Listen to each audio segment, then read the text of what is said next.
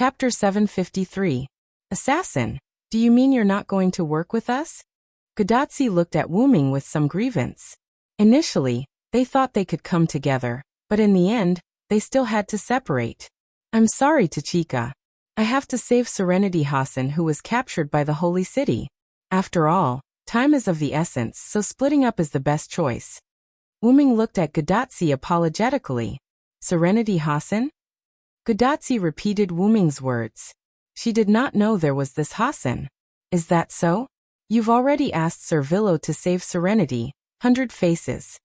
Cursed Wrist Hassan suddenly realized. This is what I asked Mr. Villo to do when I was in my village. 100 Faces Hassan explained who Serenity Hassan was, and told everyone about his inference that Serenity Hassan was still alive. Because we still have compatriots to take care of, plus the place where Serenity is at is heavily guarded, we dare not act rashly for a while. Listening to Cursed Wrist Hassan's words, it seemed that he and 100 Faces Hassan had already begun to formulate a plan to rescue Serenity. And it just so happened that 100 Faces Hassan met me, so he asked me to meet Serenity Hassan. Wu Ming did not mention the misunderstanding between him and 100 Faces Hassan. He just gave a simple ending. I see. Gudatsi wasn't an unreasonable girl, so he nodded his head in understanding. I know. I will definitely complete the mission you gave me, Assassin. Assassin, you have to work hard on your side too. She clenched her little fist and cheered for Wu Ming. Don't worry, I'm Villo the Ransword. Nothing will happen. Wu Ming reached out his hand and gave a thumbs up to Gudatsi in the void. Gudatsi also reached out her hand and gave a thumbs up in the void with a knowing smile. Then I'll leave it to you, Your Excellency Villo. I'll provide you with the specific information. Cursed Wrist Hassan thanked him. Okay, then I'll thank you in advance. Wu Ming nodded in a manner that was neither servile nor overbearing. Although he only needed to tell Wu Ming where the location was, Hassan also thought so he did not prepare any information for Wu Ming. However, since someone was willing to help, Wu Ming wouldn't refuse the other party's request, so he simply agreed. Then, I'll be in charge of rescuing Serenity Hassan. Tachika, Matthew and Lucius will be in charge of going to the Yazril Temple with Cursed Wrist Hassan and Baijiu Hassan. That's it. Wu Ming stood up and prepared to end the meeting. How sad, my dear Villo. Are you going to abandon Da Vinci just like that?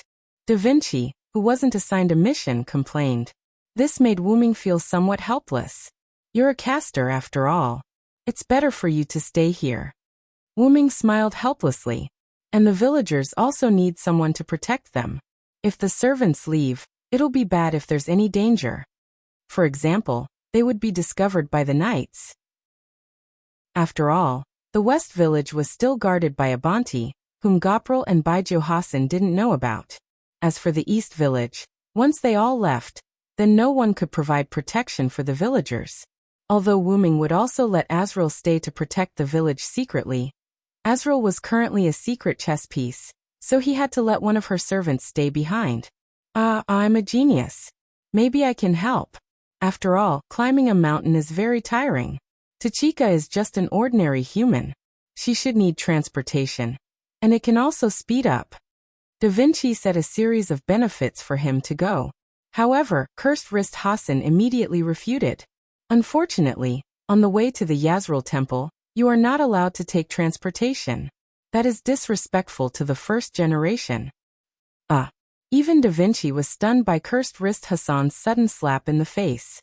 The main reason was that the road between them was so rugged that many people who took transportation fell off the cliff and died, because of instability. That was why this rule was extended. But if you don't want to take transportation, you can follow me. Cursed Wrist Hassan's words made Da Vinci react instantly. Okay, no problem. Da Vinci smiled and replied quickly. This made Wu Ming feel helpless. But Da Vinci didn't mind. It wouldn't affect him anyway, probably. In that case, I won't go. Mr. Villo is right. Someone has to stay behind to protect the villagers. So let me stay here to protect the villagers. At this time, Baijiu Hassan suddenly spoke. After all, as long as it was Hassan, he would know where the Yazril Temple was. So only one Hassan was needed to lead everyone to the Yazril Temple. And if he was punished by the first Hassan, only Cursed Wrist Hassan, the current generation Hassan, would be punished. So it didn't matter if Baijiu Hassan went or not. However, Cursed Wrist Hassan spoke once. You don't have to worry about that. There is another servant in this village. Cursed Wrist Hassan reminded him. When Cursed Wrist Hassan said that, Baijiu Hassan understood. I forgot about that person. Because he didn't come here often, and that person didn't appear in the village, Baijiu Hassan forgot about him. That person? Who is it? Wuming was puzzled because he didn't find any other servant's magical power in the village, including now. Wuming released his spirit sense and covered the entire village. Except for the servants in this house, there were no other servants in the village. You can't perceive that person's magical power because he is not in the village, dear Villo. After all, it was Castor, and Da Vinci perceived Wuming's spirit sense. Not in the village. Wuming was relieved. In that case, it was not surprising that Wuming couldn't perceive the servant's aura. That person took some villagers to the mountains to hunt today. Gudatsi said with a smile. After all, there is not much food now. That person will take the villagers to the mountains from time to hunt. Matthew echoed. Although it was a war, there were still many wild animals in the mountains. However, because of the singularity, those beasts were fierce, so they needed servants to lead the team to hunt. So who is that person? Wuming didn't know whether to laugh or cry. This group of people just didn't say the servant's name. It was definitely a temporary idea to play with him. This was Wuming's judgment. In the end, it was the most honest Cursed Wrist Hassan who said the servant's real name. The servant's rank is archer, and his real name is Arash Kamengo, a great hero of the ancient Persian Empire. Chapter 754. Because he was acting alone, Wuming left first. Gudatsi and the others were going to wait for Arash, who went out to hunt with the villagers, to come back and explain before going out, so Gudatsi and the others stayed in the village. Between the mountains, Wuming used his telekinesis to fly in the air and headed south. After leaving East Village for some distance, Wuming found a mountaintop similar to a cliff and stopped. I remember that Arash is a hero who can tear the earth with an arrow, but the price seems to be the shattering of his body. Wuming thought about the information of the great hero along the way. Although Wuming could also wait for Arash to come back and meet him before leaving, there was no need for that. After all, there would be opportunities in the future. Thinking of opportunities, Wuming thought of Smoky Drunk Hassan. His first meeting with Smoky Drunk Hassan was the last meeting. At that time, Wuming also thought that there was still a chance. I'm not a jinx. Wuming shook his head self-deprecatingly. As a matter of fact, it was inevitable for Smoky Drunk Hassan to make such a decision. It was a pity that he could not see him again. Wuming had a good impression of Hassan, who was willing to sacrifice his life to stall Tristan. However, the other party had left. Wuming shook his head and stopped thinking about it. Then he looked in the direction of the cliff. He sensed someone there. Azrael. After Wuming said that, an angel floated up from the bottom of the cliff. It's me, Master. The newcomer was naturally the green-haired Azrael. Azrael's special skill played a big role. So far, she had not shown any signs of losing her mind. It seemed that the ability of the Skywing commander brought about resistance to the violent power. Azrael bowed her head respectfully, her wings half spread, and floated in the air, but her body was one position lower than Wuming. You've worked hard, Azrael. You've completed the task I gave you very well. After all, she was his subordinate, and she was also a cute girl. Wuming naturally wouldn't be stingy with his praise. Master, are you blaming me for not saving that smoke-drunk Hassan? Azrael suddenly asked. Wuming shook his head. The death of a servant is not a real death, and you did it to complete my mission. You did the right thing. Therefore, Wuming did not overreact to the death of drunk Smoke Hassan. Moreover, Azrael's actions proved that she was completely under Wuming's command. She would not try to act smart, which was similar to the NPCs in Nazalek. However, being too loyal and inflexible was also what gave Wuming a headache. Of course, I hope you can try to be flexible.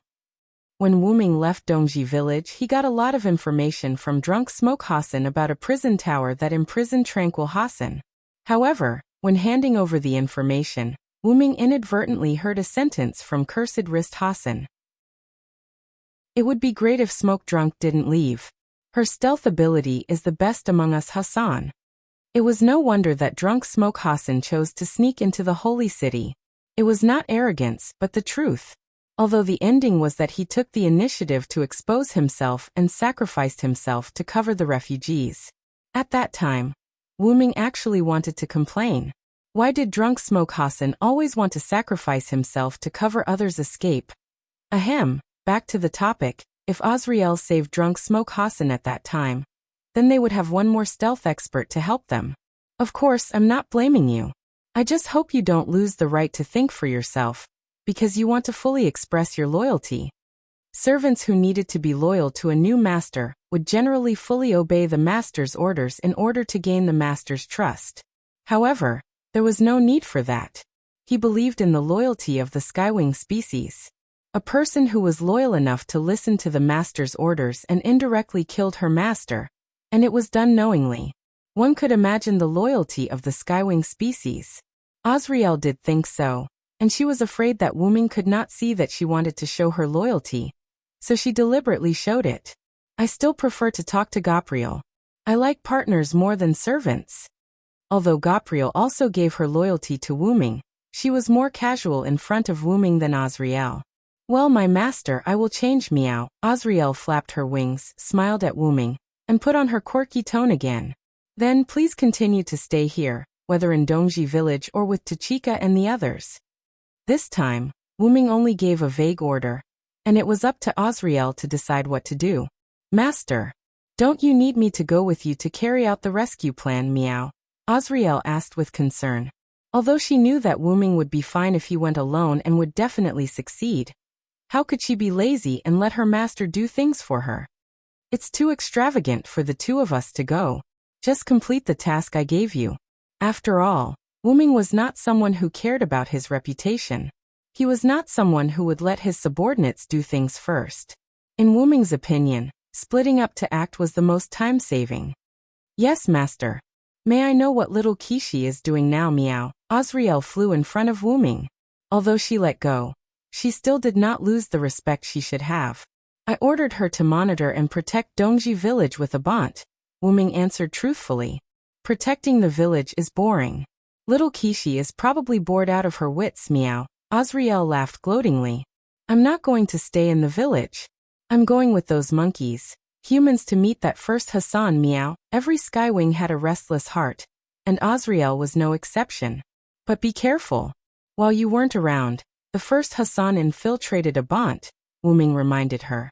Master, did that first Hassan hurt you? Azrael was rather nervous. After all, in her opinion, it was her incompetence for someone to infiltrate the headquarters while she was away. After all, she was the commander of the Skywings. If her mistress was hurt, then Azrael would not tolerate it even more. I'm fine with some minor injuries, but he's not someone you can deal with, so you must be careful. Wu-Ming looked at Azrael gravely, afraid that the first Hassan would cut down Azrael's violent temper. After all, Azrael was a berserker. Although she was not that irritable, Azrael was still easily irritable. Taking a deep breath, Azrael calmed down. Understood, master. I'll be flying high up in the sky. I'll be very cautious, meow. Smiling and bowing to Wu-Ming, Azrael flapped her wings and flew into the sky. Then I should be going. Wu-Ming had not been idle while chatting with Azrael. He had been using his psychic power to explore the path ahead, and he had already reached the vicinity of the prison tower. Extending his psychic power there meant that Wu-Ming had been there, so the teleportation gate could be used. With that, Wu-Ming snapped his fingers, and a dark purple ripple engulfed Wu-Ming. Only the sound of the wind blowing through the mountain crevices could be heard. There was no one in sight. Chapter 755. Night gradually fell, and the stars surged into the sky. The moonlight tonight was not very good, and the moon was somewhat obscured by large dark clouds. On the barren land without moonlight, there was not the slightest vitality, no plants, no animals, all of it was lifeless soil, or the land that was hard and cold like iron. On this steel-like land, A black facility shaped like a prison castle was located here. The black walls merged with the dark night as if rooted in the darkness, and complemented the steel-like barren land. On the castle, mass-produced solemn knights were holding torches, patrolling the walls, monitoring the surroundings, and basically every blind spot had a solemn knight standing guard. Through the light of the fire, it could be seen that the solemn knights were all fully armed to the head, and the serious and somewhat ugly helmets could not let others see their faces clearly. The same type of armor plus their orderly patrolling, standing guard and changing shifts. If one only looked at the appearance, it really looked like mass-produced. And mass-produced also had its advantages, that was, there would not be many accidents, and the fact was indeed so. So far, no accidents had happened here, even when the sky was dark to this extent. But this stability was about to be broken at this moment. In a corner, two knights were changing shifts. The knight who changed shifts left, and the knight who changed shifts replaced the knight who left and stood guard there. After the knight who changed shifts walked away, the knight who changed shifts fell straight back as if he had fainted. If he fell, the sound of armor hitting the ground would definitely attract the attention of others. But Wu Ming would not let this happen. Wu Ming, who was hiding in the shadow behind the unconscious knight, held the knight who was stunned by his magic release, gently lifted him, put him in the shadow of the blind spot, and gently put him on the ground. Then Wu Ming pointed in the air, and the high-level tool creation skill was activated. A black cloth appeared out of thin air, and covered the knight on the ground. Because it was a blind spot, plus the shadow, and Wu Ming's black cloth as a cover, it was basically impossible to be discovered. Now I'm going to sneak in, Wu Ming said, and a black cloak like Hassan appeared on Wu Ming's body. From now on he would sneak in. It could only be said that there was still a shortage of manpower, and at least two knights should be arranged in the blind spot. However, there was only one solemn knight standing guard in the corner of the castle. Wasn't this giving Wu Ming an opportunity to take advantage of? At first, Wu Ming, who arrived not far from the prison castle through the portal, began to explore all kinds of intelligence about the prison castle. First of all, there was no enchantment around the prison castle, so Wu Ming easily slipped up the wall, and he was ready to sneak from the top. After hiding for a while, Silent Wonder figured out how the knights would change shifts. After that knight finished changing shifts, Silent Wonder knocked out the knight, and replaced him as the knight's sentry. According to Wu Ming's observation, the guard in this blind spot changed every half an hour. In other words, from now on, no one would pay attention to this place for at least half an hour. In other words, Wu Ming had half an hour to do whatever he wanted. Then it was time for Wu Ming to sneak in. After waiting for a while to make sure that this blind spot would not be noticed by others, Wu Ming did not stay any longer. Wu Ming directly used the high-level tool creation to create a puppet with only the appearance of the solemn knight, and the real solemn knight would not wake up for a while. Wu Ming was merciful that the guy was not shocked to death by the magic released. Without a few hours or intense stimulation, the guy would not wake up. After finishing the preparation, Wu Ming put on the black cloak and quietly left along the wall of the building. After all, there was only one entrance to the lower level, so Wu Ming naturally knew where to go. Avoiding the patrolling solemn knight, Wu Ming quietly entered from the entrance of the tower, and came to a corridor that could lead to the lower level of the castle. In order to avoid being blocked in the corridor, Wu Ming used his mental power to support the soles of his feet, and ran through the corridor without making the slightest sound. Because of the chaos, it was impossible for the holy city to have many people. Plus, this location was remote, so there were not many people inside the castle. At least, this was what Wu Ming saw so far. At least Wu Ming did not see many solemn knights along the way. Even if he did, Wu Ming could rely on his own skills to avoid them. It had to be said that the construction of this prison castle was exactly the same as the prison castle in Camelot. Wu Ming even felt like he was back at home. Cough cough. In short, Wu Ming knew his destination, where was the prison room where the prisoners were kept. After all, he was also a knight of the Round Table. Soon, Wu Ming came to an entrance to the lower level. Hiding in the corner, Wu Ming saw two solemn knights holding spears at the entrance. In front of him was the entrance where the prisoners were detained. If it was in this castle, then Quiet Hassan would be in the prison room at this entrance. After finding Quiet Hassan, Ming could rely on the portal to save her. So it was better to be reckless now. Ming picked up a stone and threw it in the opposite direction where he was. The two solemn knights looked over subconsciously. At this moment, the mental power attached to the soles of his feet burst out suddenly. Ming rushed to the two solemn knights like a missile. The two solemn knights obviously realized that something was wrong, and they also saw someone attacking them, but their body's reaction speed could not keep up with their thoughts. Ming, who rushed to the front of the two knights in an instant, pressed his hands on the heads of the two solemn knights, and magic power suddenly released. What? Before one of the knights could finish speaking, he was stunned by Ming's magic power. The other solemn knight, who did not have time to speak, naturally fainted earlier. Ming threw the two solemn knights casually, and the two solemn knights were swallowed by the black and purple ripples. In one corner, the black and purple ripples spat out the two and piled them together like garbage. Looking at the adults in the prison room, Ming gently patted the non-existent dust on his hands. After all, there was no need to be careful. Moreover, Ming did not feel that this door was safe. On the contrary, this door was probably the most dangerous place in this prison castle. With one hand extended, the spear of the unconscious solemn knight was sucked into the palm of Ming's hand with his mental power. Ming held the spear and aimed at the door, and magic began to gather on this ordinary spear. Then, the spear was thrown out by Ming. Whoosh boom! The entire prison castle shook violently.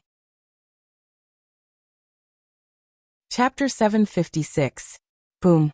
The entire prison tower shook because of Ming's throw. The solemn knights on the tower panicked a little. Although there was no commander to command them, after a moment of panic, the solemn knights automatically gathered in an orderly manner and headed toward the source of the tremor, the prison in the castle. At the door of the prison room, Ming pondered and picked up the broken stone that splashed at his feet. A magic shielding enchantment. Ming saw the traces of a magic enchantment attached to the broken stone. Attached to these walls were enchantments that could completely shield magic. Although this enchantment was very ordinary, it was very practical. However, this enchantment was said to shield magic, but it was more like hiding magic. When setting up a magic trap or something, with this enchantment, the enemy would not be able to detect the magic on the magic trap, and thus would not be able to discover the trap. Of course, to deal with a magician, non-magic traps could also be set up. To put it simply, it was a trap created by the knowledge brought about by the development of science and technology. However, such a trap was basically useless against people like Ming, although magic traps were unlikely to work against Ming. However, this magic shielding enchantment was not used to hide the trap. The other party knew that the trap would not be able to do anything to Ming, so this enchantment was used to hide the person hiding in the prison room.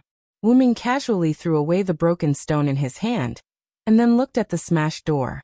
The door was completely broken, and even the walls around the door had a lot of cracks. The broken stone that splashed at Ming's feet was part of this broken wall. Ming's throw accurately hit the target he wanted to hit. Although this blow caused a lot of smoke and the situation inside could not be seen clearly, Ming did not need to see clearly. After breaking the door, Ming extended his mental strength to see the situation inside. A large number of fully armed solemn knights, and a knight of the round table that Ming was familiar with, agronomen. This was what the other party was hiding.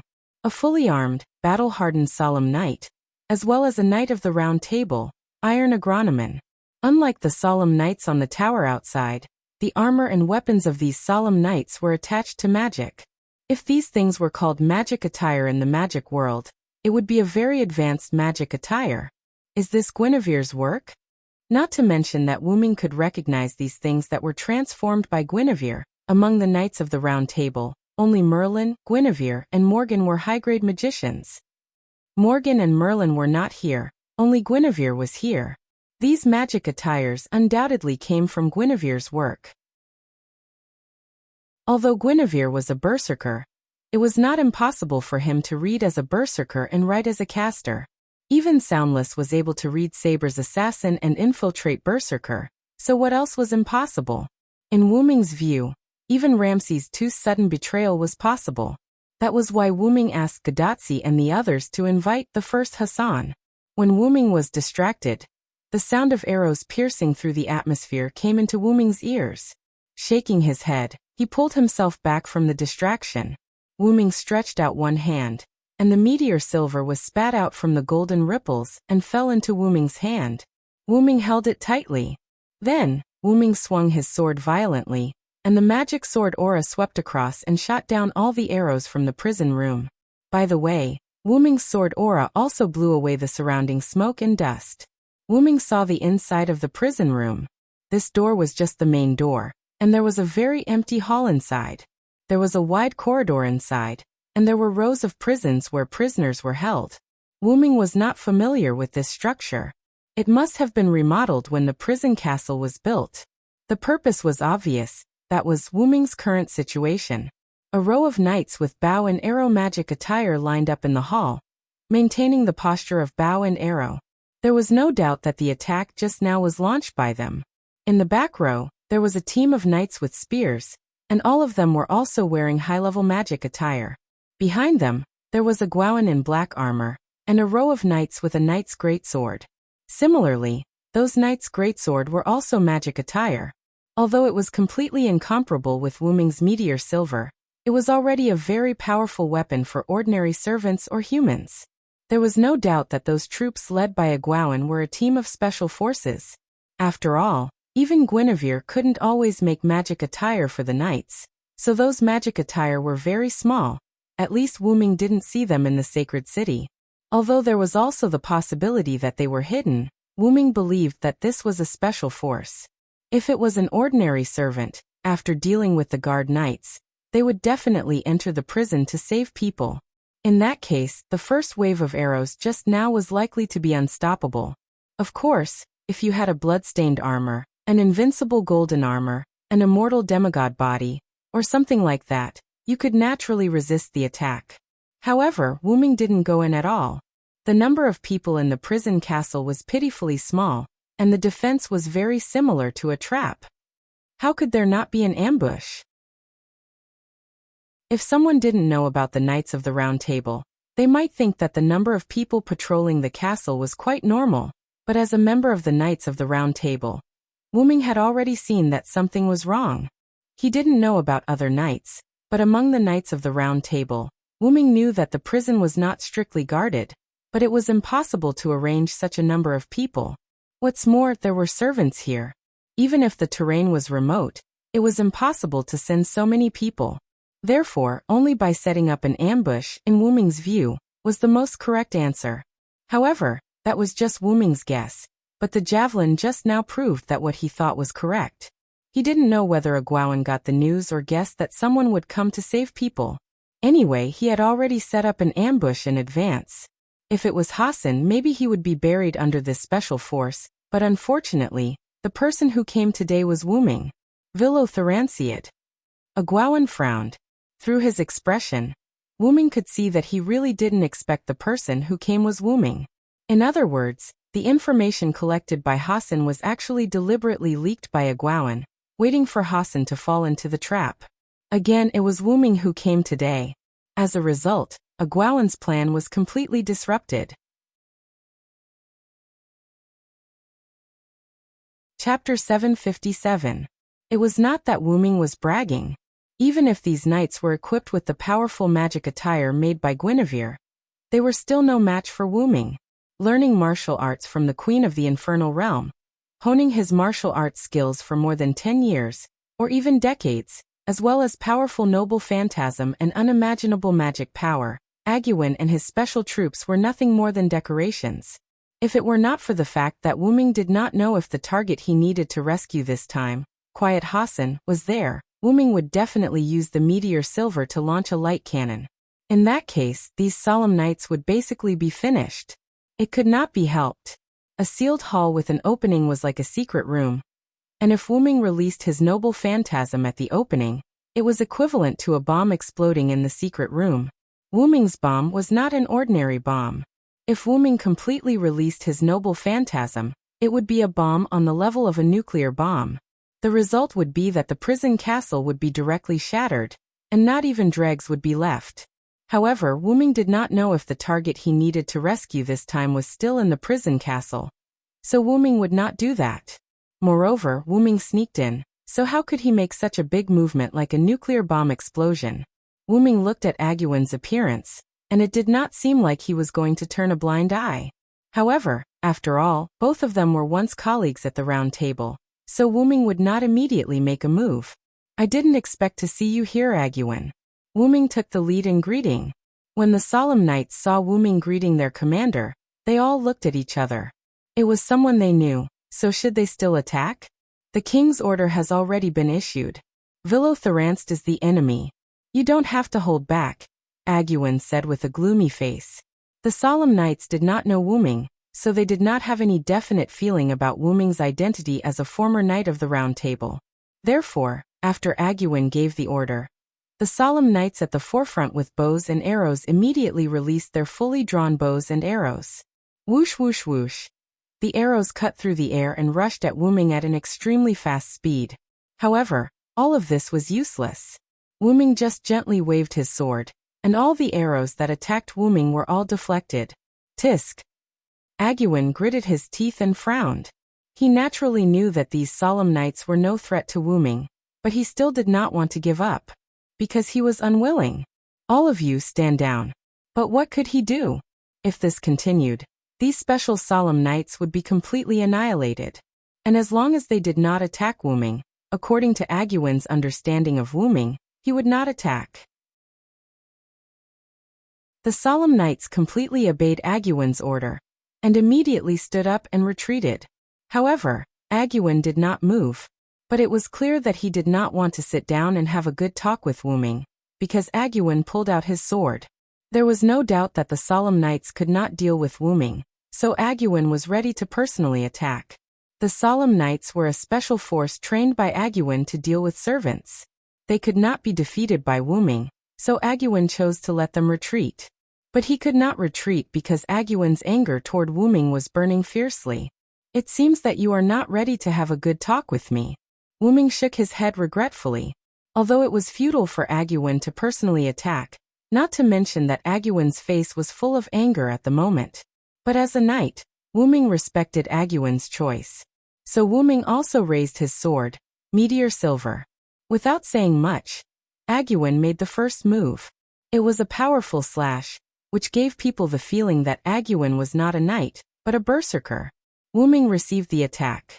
Aguan's attack was indeed powerful, but Wu Ming was stronger. However, Wu Ming did not attack, but used Meteor Silver to constantly defend. Bang, bang, bang. Aguan held his sword and kept attacking. Wu Ming used Meteor Silver to constantly defend. One moved forward, the other moved backward. The two swords collided with each other, and made a sound. What made you so angry, Aguan? Wu Ming asked while defending. Of course it's you. Villotharanst. Aguan roared, raised his sword and slashed at Wu Ming with more force than before. Clang. The sound of metal colliding rose by dozens of decibels, and Wu Ming felt a little uncomfortable. On the other hand, Aguan's ear was slightly bleeding. Whether it's Guy, Gaholis, Miranduke, or Percival, they can all betray the king, but only you, the king's closest knight. Villotharanst. Only you can't betray the king. Aguan seemed a little crazy at this moment, like a berserker. You are the one who has been with the king since the beginning. The person the king needs the most is none other than you. But you betrayed the king. Aguan's mind was becoming more and more abnormal. His words were filled with respect for Wu Ming, but also resentment for Wu Ming. Wu Ming sighed. He understood why Aguan became like this. Artoria was indeed the first person that a groupin got close to, and he was greatly influenced by her. However, because he was a modern person, he showed a lot of advanced ideas. Therefore, Wu Ming's influence on a groupin was also great. Aguan was extremely loyal to Artoria, but he also admired Wu Ming. As everyone knew, the Knights of the Round Table were fans of Artoria, but at the same time, they were also fans of Wu Ming, or Villotharanst. The other Knights of the Round Table were very obvious, but there were also some who were not. Aguan was such an example. However, if he had to choose between Wu Ming and Artoria, Aguen would undoubtedly choose Artoria's side. But this did not mean that he could turn a blind eye to the person he admired, especially when that person was the person the king he was loyal to needed. And now, the two people he admired and believed in were standing on opposite sides. How could he not go crazy? You need to calm down, Aguen, Wu Ming said. After all, they were good friends who had worked together for many years. Wu Ming naturally cared about the Knights of the Round Table. Aguen's eyes were bloodshot, and his ears were bleeding. He roared at Wu Ming. I am calm. Those who are not loyal to the king are traitors. Even if it's Lord Varen, I'll kill him for you to see. With that, Aguen rushed forward again. Seeing Aguen like this, Wu Ming did not say anything. Now he could only defeat him. Chapter 758. Exsliver. Following the activation of True Name release, the blade of Meteor Silver glowed with a pure silver light. The huge amount of magic power caused the solemn knights not far away to feel fear. The mana released from his body was instantly compressed and condensed on the holy sword. Like a flash bomb, no one could look directly at it. Wu Ming swung the holy sword horizontally at Aguen who was attacking him. Light flashed, and Agwen's night sword shattered. Even Agwen's armor was completely shattered. Pfft! Aguen coughed out blood and half-knelt in front of Wu Ming. Wu Ming did not kill Aguen. He could not and did not need to. Wu Ming also half-knelt and looked at Aguen. If I accept Artoria's summon, you will lose. I will lead Guy and the others to defeat Artoria. Wu Ming looked at Aguen with bloodshot eyes and messy hair. He looked like he was about to die. Ahem. Aguen was a little agitated by Wu Ming and coughed twice. Aguen understood what Wu Ming meant. He was saying that it was unwise for Aguen to fight him alone. Wu Ming was the strongest among the Knights of the Round Table. Although Gawain and Lancelot could fight against Wu Ming, they were still no match for him. No matter in terms of strength, speed, durability, or magic power, the other Knights of the Round Table were no match for Wu Ming, who was the Origin Dragon. Although it didn't have any obvious advantages, the Origin Dragon gave Wu Ming an inconspicuous change that transcended nature. However, Wu Ming's words also implied that he would drag Artoria down from the Lion King's throne. I didn't try to kill you, but you can't fight right now. You should take a good rest. Wu Ming stood up and walked around Aguen. When Wu Ming arrived behind Aguen suddenly spoke. Wait a minute. Due to his weak state, Aguen could not turn his head. He could only lower his head and ask. Wu Ming turned around and looked at Aguen. Lord Villo. Why do you want to make an enemy out of my king? However, Wu Ming only smiled at this. I never said that I want to be Artoria's enemy. I just don't want Artoria to walk on a difficult path. In her current form, Artoria chose to preserve the human specimens and destroy the villains for the sake of mankind. No matter the Knights of the Round Table such as Guy, who chose to stand against Artoria, or the Knights of the Round Table who chose to stand on Artoria's side, as a knight, they were against the idea of eliminating the majority and protecting the minority. However, the knights who chose to stand on Artoria's side, such as Gawain, did so out of loyalty. Compared to protecting the people, serving the king and making up for their regrets was a better choice. Therefore, King Arthur's Knights of the Round Table became the Lion King's Knights of the Round Table. Purely from the perspective of protecting the people, Artoria chose the right path. However, Wu Ming had a better choice. This choice was better for both Artoria and the people. Helping Chaldea and restoring the people was Wu Ming's choice. The path of saving the people was finished by him. There was no need for Artoria to bear the burden. If there was a happy ending, why would he choose the path of bad end? Therefore, Wu Ming stood on the opposite side of the Lion King as an ally. Didn't you say that the person Artoria needs the most is me? Therefore, I will never betray her. I just chose to walk on the path of betrayal in your eyes. However, more importantly, Wu Ming had to find out what Artoria was hiding from him. Of course, the premise of all this was that Ramses II did not lie. By the way, the new force is mine. Soon we will launch an attack on the holy city. Be prepared, Agronomen. After saying that, Wu Ming walked into the prison. As for Agronomen, after hearing Wu Ming's words, he fainted and lay on the ground. The knights were afraid of Wu Ming, because of Wu Ming's previous performance. In addition, their commander, Agronoman, had fainted. Therefore, the knights did not move. They were even a little scared. Seeing such knights, Wu Ming shook his head helplessly. Send Agronoman back to the holy city. Tell him that you met me. The Lion King will not blame you. Yes. The knights responded. Then, they carried the unconscious Agronoman and hurriedly left in the direction of the gate. Wu Ming shook his head again. He was disappointed with these knights.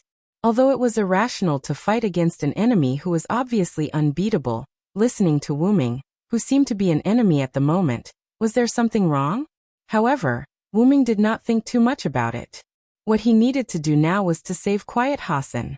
Walking to the prison corridor, Wu Ming did not find anyone in the cells on both sides of the corridor, but after thinking about it carefully, the villains must have been killed. Judging from the magic emitted by the prison facilities here, it was estimated that this place was only used to imprison servants. I forgot to ask where Quiet Hassan is.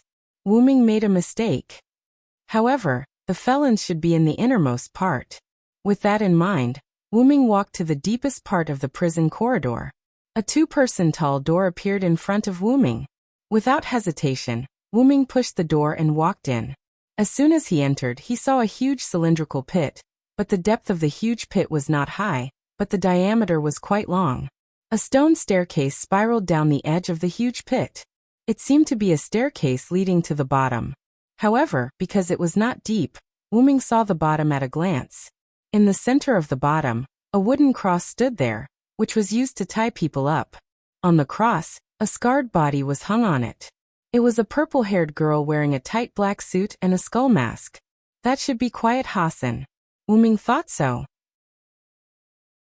With a light leap, Wu Ming jumped down from the huge pit and landed steadily in front of Quiet Hassan. Quiet Hassan did not move at all, but Wu Ming was still keenly aware that a gaze was looking at him, but it immediately moved away. Wu Ming looked at his armor. He was afraid that Quiet Hassan thought he was a knight of the holy city. He touched the armor and changed into ordinary Middle Eastern clothes. Then Wu Ming spoke. I'm here to save you on Hassan's request. After Wu Ming finished speaking, Quiet Hassan's eyes lit up. Later, Wu Ming waved the meteor silver, and the chain wrapped around Quiet Hassan broke, and Quiet Hassan fell from the cross. Wu Ming subconsciously reached out and hugged Quiet Hassan. However, at this moment, Quiet Hassan squeezed out a trace of strength and spoke weakly. No. Chapter 759. But to be honest, if it weren't for Wu Ming's good ears and being close enough to Quiet Hassan, Wu Ming might not have been able to hear Quiet Hassan's words. Such a weak and incomparably weak voice, coupled with the injuries on Quiet Hassan's body. It seemed that Quiet Hassan was tortured by Ogdadi. As for Quiet Hassan's no, Wu Ming naturally knew why. Cursed Wrist Hassan had given Wu Ming information that Quiet Hassan's entire body was highly toxic, whether it was his skin, hair, or even body fluids. Ordinary people would die as soon as they touched him, and even servants might not be able to resist Quiet Hassan's poison. Therefore, Cursed Wrist Hassan told Wu Ming that he should not easily come into contact with Quiet Hassan. However, as the root dragon, Wu Ming was naturally not afraid of any poison, even if it was the body of a servant. Otherwise, why would Wu Ming cheat on the body of a servant? However, Quiet Hassan was also a girl. Since she said no, Wu Ming would not force her. Spirit power was launched, and Quiet Hassan was suspended in the air at a very close distance from Wu Ming. Sigh. Quiet Hassan was obviously puzzled by his current state. Don't be afraid, this is my ability, Wu Ming said, spreading his hands, and his body naturally flew up, just like Quiet Hassan. The embodiment of spirit power is a good choice to control the flight of objects. Quiet Hassan was a little overwhelmed. He didn't know if it was because he was too weak, but Quiet Hassan seemed a little absent-minded. By the way, I'm not afraid of your poison, Wu Ming finally emphasized. Quiet Hassan was taken aback, but then he returned to normal. Maybe he has the ability to resist poison, but in the face of my poison, I'm afraid it won't have much effect.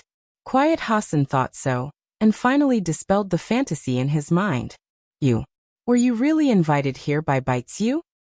Immediately after, Quiet Hassan asked. After all, when Wu Ming came in, Quiet Hassan clearly saw that Wu Ming was wearing the holy city's armor, and it was not mass-produced, but similar to the unique armor of the Knights of the Round Table. Moreover, it was always right to be cautious. As an assassin, Quiet Hassan would naturally be more cautious. He would not completely trust someone just because someone came to save him, unless the other party could resist his poison. Thinking of this, Quiet Hassan's heart hesitated. If what he said before, not afraid of my poison, was true, then to believe him. While Hassan was deep in thought, Wu Ming spoke. I am indeed a member of the Knights of the Round Table, but I am not a Knight of the Lion King. I am a Knight of King Arthur, Vero Cyrus ed. Wu Ming did not want to hide it because there was no need to, so Wu Ming calmly told Quiet Hassan his true identity. Lion King. King Arthur. Quiet Hassan carefully read the meaning of Wu Ming's words. In the end, Quiet Hassan chose to believe Wu Ming. After all, there was no other choice at the moment. She did not believe that Wu Ming could do anything. If the other party was a bad guy, with her current state and the other party's means of moving her without touching her, she was already a lamb waiting to be slaughtered. And if the other party was a good guy, then Quiet Hassan had no worries. Thank you for your trust. I will take you back to the village of the mountain people. However, at this moment, a voice full of Buddhism sounded. That benefactor over there, can you save me while you're at it? This voice was a woman's voice, and it sounded like she had been hungry for several days. Wu Ming looked at the source of the voice. It was a small prison carved out of the surrounding stone walls. Not only there, but there were also many small prisons carved out in other parts of the surrounding stone walls. The Buddha-like voice was the person in the prison that Wu Ming looked at.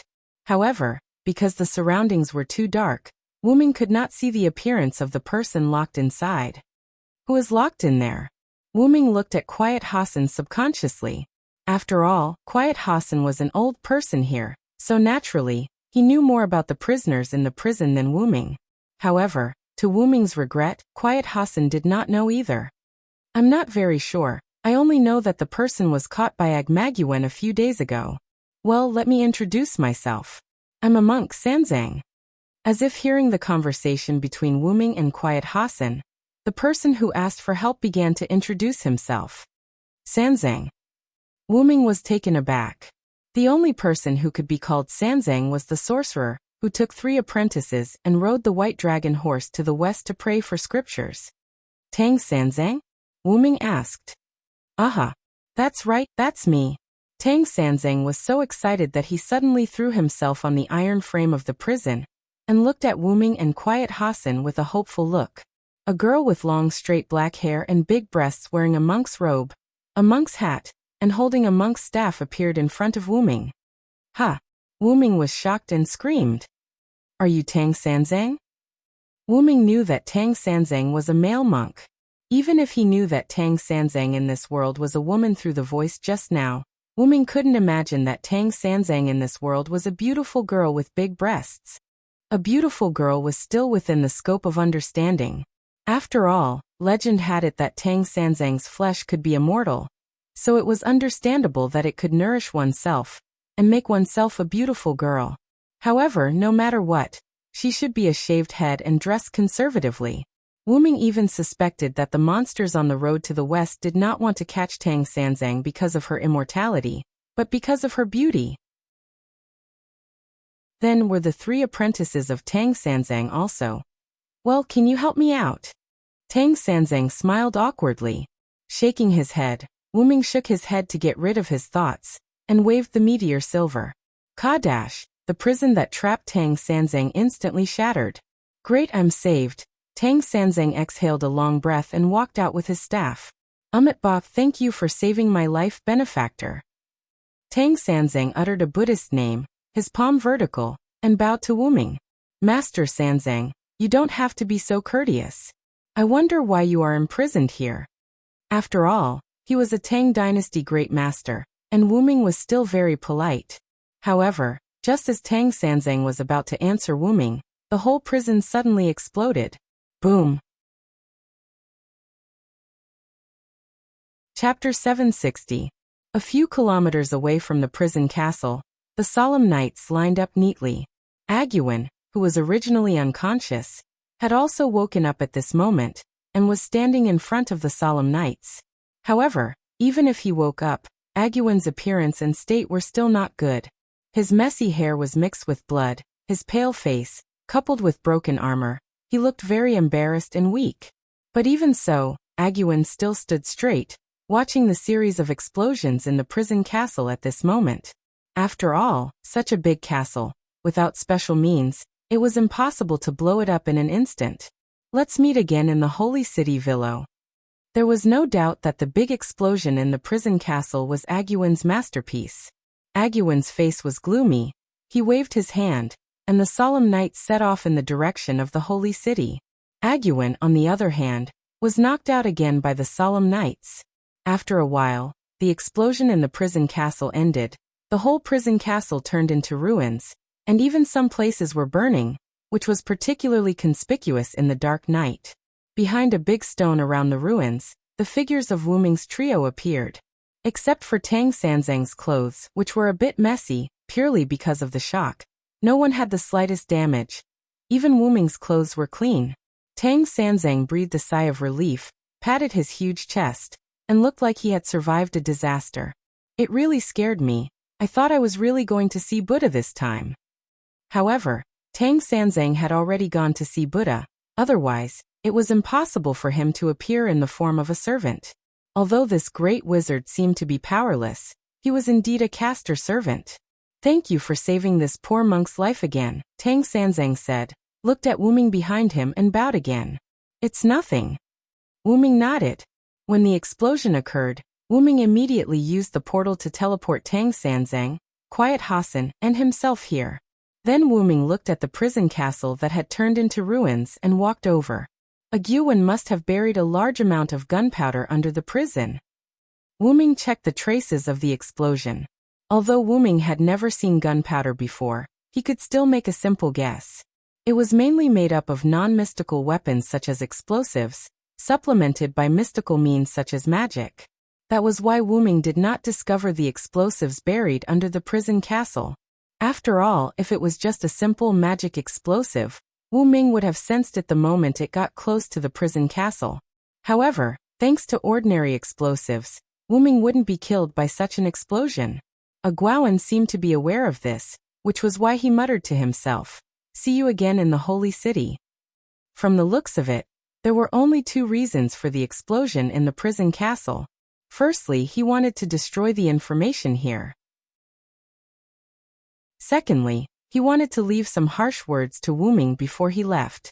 Although Wu Ming and the others were not affected, Wu Ming still felt that it was a pity. I wanted to see if there were any other servants in the prison. After all, if there was a good servant, he could pull it over as a helper or something. As a result, this trip to rescue Quiet Hassan saved a powerless Tang Sanzang. "Ah, by the way, my apprentice is also locked in this prison." Tang Sanzang seemed to be inspired by Wu Ming and suddenly shouted. "Oh."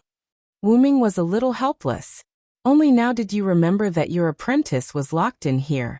I'm afraid she has been blown back to the martyr's palace."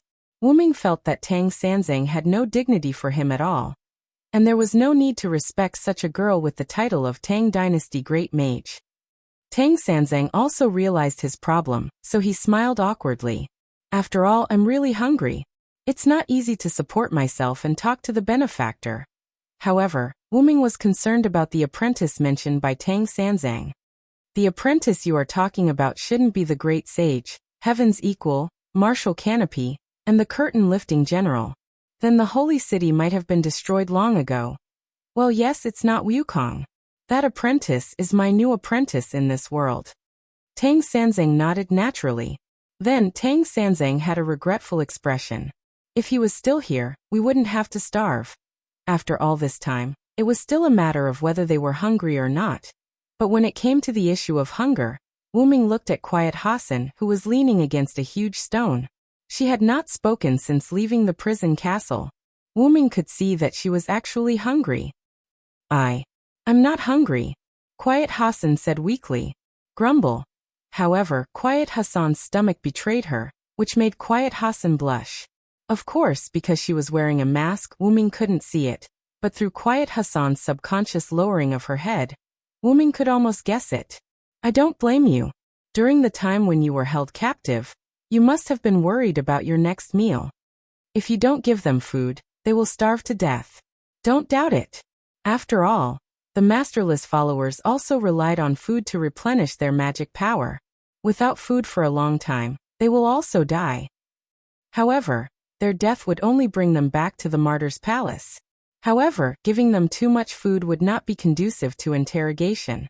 So Wuming guessed that during the time when Quiet Hassan was captured, she must not have eaten a good meal. The interrogation and lack of food caused Quiet Hassan's body to be so weak. Of course, Tang Sanzang was fine. It was purely because she had been imprisoned for too short a time. Quiet Hassan had said before that Tang Sanzang had just been imprisoned for a few days. Wuming waved one hand, and a golden ripple appeared beside Wuming. This startled her, for fear that Wuming would do something to her. Don't be afraid, this is my noble artifact. Wuming comforted Quiet Hassan, and then the golden ripple spat out a tube of red potion. Reaching out to catch the potion, Wuming handed it to Quiet Hassan. This is a healing potion to restore vitality. Drink it. It had to be said that the game was a bug compared to reality, such as resurrection. The most common healing potion in the game also had extraordinary abilities.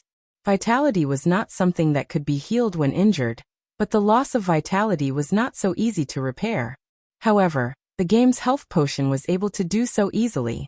The most amazing thing was that it could even repair the broken clothes on the body. Of course, the premise was that the clothes on the body were not strong armor. However, Quiet Hassan did not take Wuming's potion. To put it simply, Tranquil Hassan was still vigilant. Seeing Tranquility Hassan like this, Wuming shook his head helplessly. Then, Wuming walked to Tranquility Hassan. Under Tranquility Hassan's incredulous gaze, Wuming pulled Tranquility Hassan's hand and placed the potion in her hand.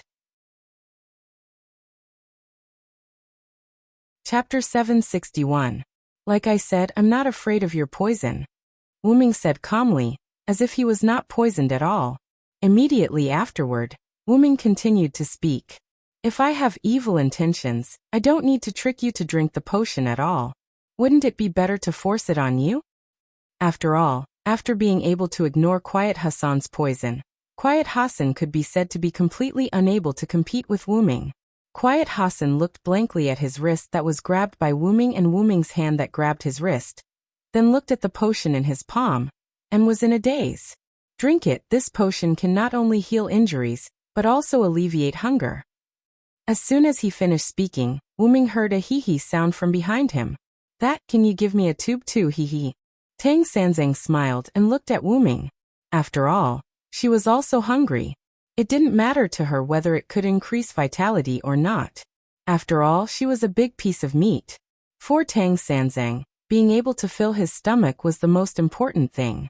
Just as he was about to take out another tube of health potion from the golden ripples that had not yet closed, the sound of stones rolling came. Wallalalal dash immediately afterward. Wuming discovered the servant's reaction. Who is it? Wuming raised his meteor silver and pointed it to the side of the ruins of the prison castle. The sound of stones rolling came from there, and the servant's magic power that Wuming discovered also came from there. And it was a servant that Wuming had never seen before. Wait a minute. At this time, Tang Sanzang suddenly shouted. Is it Fuda? Fuda? Wuming frowned. The name sounded like a name from Japan. The Tang dynasty's great mage received a Japanese apprentice in the Middle East. Although it was a bit awkward, of course, the other party was a servant after all. It was understandable to be able to experience such an encounter across time and space. I didn't expect this prison to explode. A man with green hair and a ponytail walked out from the shadows. He was carrying a bag of Japanese rice. Although he sounded relaxed, the tattered clothes and armor on his body, as well as the bloodstains and injuries on his body, made it clear that he must have gone through some adventure to survive the explosion of the prison castle. Great! Ting Tai, it's great that you're all right. Tang Sanzang seemed very excited. It seemed like her disciple was still very important to her. Then, quickly use your rice bag to cook for your master. Your master is already very hungry. Wu Ming sighed. As expected of Master Sanzang. However, the bag of rice was quite big. If there was rice in it, it should be enough to last for many days. I want to, but this little brother doesn't seem to trust me. The man named Tung Tai scratched the back of his head and looked at Wu Ming with a headache. This was because Wu Ming was still pointing his sword at Tung Tai. After all, I still can't judge whether you are Tang Sanzang's disciple. In other words, Wu Ming suspected that the other party was in disguise. After all, the person in charge here was a Greco. If he had a servant who could change into others, it might be true. After all, it was a Greco. Although it was impossible to survive the big explosion just now, Wu Ming still remembered what Tang Sanzang said before. Her disciple was also locked in this prison. That is to say, the other party escaped the big explosion while being imprisoned. The probability of being able to escape while being trapped is too low. Regarding this, I have evidence to prove that I escaped from the prison. It seemed that he saw Wu Ming's intention. The man named Tung Tai turned around and began to move the stone. Quiet Hassan and Tang Sanzang were at a loss. The two of them couldn't understand what Tung Tai was doing. With the sound of the stone moving, a fragrance came to everyone's nose. It smells so good, Quiet Hassan suddenly had a big appetite. The fragrance of rice? On the contrary, Tang Sanzang recognized what this fragrance was for the first time. It gave people the feeling that they often ate it. Wu Ming, on the other hand, was flabbergasted. First of all, how did he make the rice in an instant? Where did he get it from? Wu Ming took a closer look. In the cracks of the ruins, under the stone fragments, there was a lot of cooked rice. The man named Tung Tai just moved the stone that pressed the rice, which let the fragrance of the rice pass into the nose of the three people. This must be the rice produced by your noble phantasm, Tung Tai. Tang Sanzang, who also came over, analyzed. A noble phantasm that produces rice? Wu Ming was stunned. This was a bit interesting. Rice bag, Tung Tai Japan, there were keywords.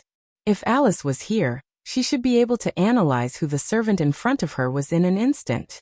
There was no way, Wu Ming could not bear to read so many books, so he simply took the opportunity to transfer a large number of books to Alice's database. After all, Alice was Wu Ming's gift. The possibility of separation was very low, so Wu Ming was so relieved. However, who would have thought that Gidea's strength was somewhat beyond Wu Ming's expectation? Or Wu Ming did not expect that the other party would detonate the black mud, and wanted to kill Wu Ming. When he thought of this, Wu Ming remembered that his body was still in the Hakuda world. I have to hurry up. Whether it was the repair of the singularity or the journey to find the body in the Hakuda world, he had to hurry up. Let me introduce myself. My real name is Tung Tai, and my class is Archer. The rice is produced by my noble phantasm, the endless rice bag. The man whose real name was Tung Tai said while patting the Japanese rice bag he was carrying. As for how Tung Tai survived, looking at the rice in the stone ruins, he must have used the endless rice as a defensive means to substantially resist the explosion. Sure enough, food was the greatest. Of course, if you still don't believe me, then look at this. Tung Tai said as he put the rice bag he was carrying on the ground and opened the lid. In an instant, rice swarmed out of the rice bag. Wah! Tung Tai, don't waste the food, Tang Sanzang shouted and rushed in front of the rice bag, trying to pick up the rice scattered on the ground. I believe you. Seeing this scene, Wu Ming nodded and put the meteor silver into the golden ripple. Although Wu Ming did not know the man whose real name was Tung Tai, he should be the one who could use this noble phantasm called the endless rice bag. Thank you for your trust. Tung Tai laughed, then covered the rice bag and put it back on his shoulder. So Master Sanzang and Tung Tai, do you have any plans next? Chapter 762. My original plan was to wander around and explore the local customs. However, I don't think I'll be able to do that, Tang Sanzang said regretfully. Putting aside the fact that this singularity was on the verge of destruction, Tang Sanzang had already been captured once. She did not dare to wander around. What if she was captured by the people of the holy city again? If possible, I'd like to find a place to stay. Katingta scratched his head, looking simple and honest. However, that's not possible. After all, this world doesn't seem to be able to hold on any longer. Tang Sanzang said seriously. Wu Ming was taken aback. Master Sanzang, can you feel the collapse of this singularity?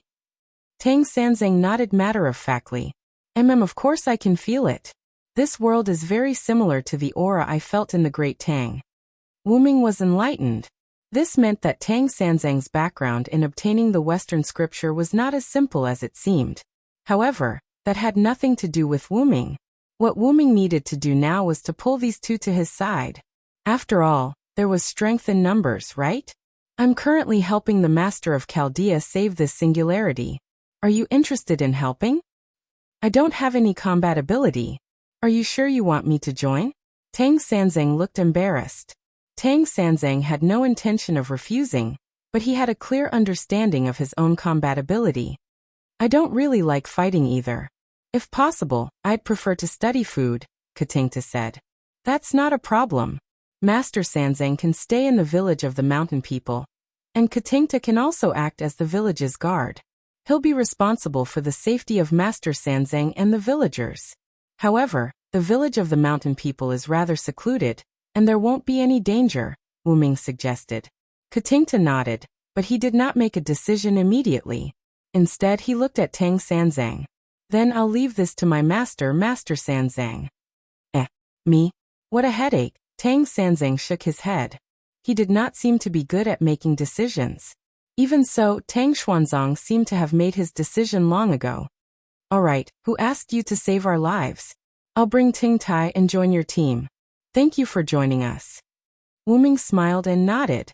No matter when, it was not a mistake to gather people, so Silent Wonder was happy to have two servants in the team. Although Master Sanzang could only be used as a spectator. Good. Then you are my second disciple. Tang Xuanzang looked very happy. Wu Ming, on the other hand, looked confused. What was going on? Beside Tang Sanzang, Itafuta revealed an expression that said, I knew it would turn out like this. Could it be that Yuting Tai was also like Wu Ming and was randomly taken in as a disciple by Tang Xuanzang? Although Itata had confusedly admitted that Tang Sanzang was his master, Itata still called Tang Sanzang Mage Sanzang.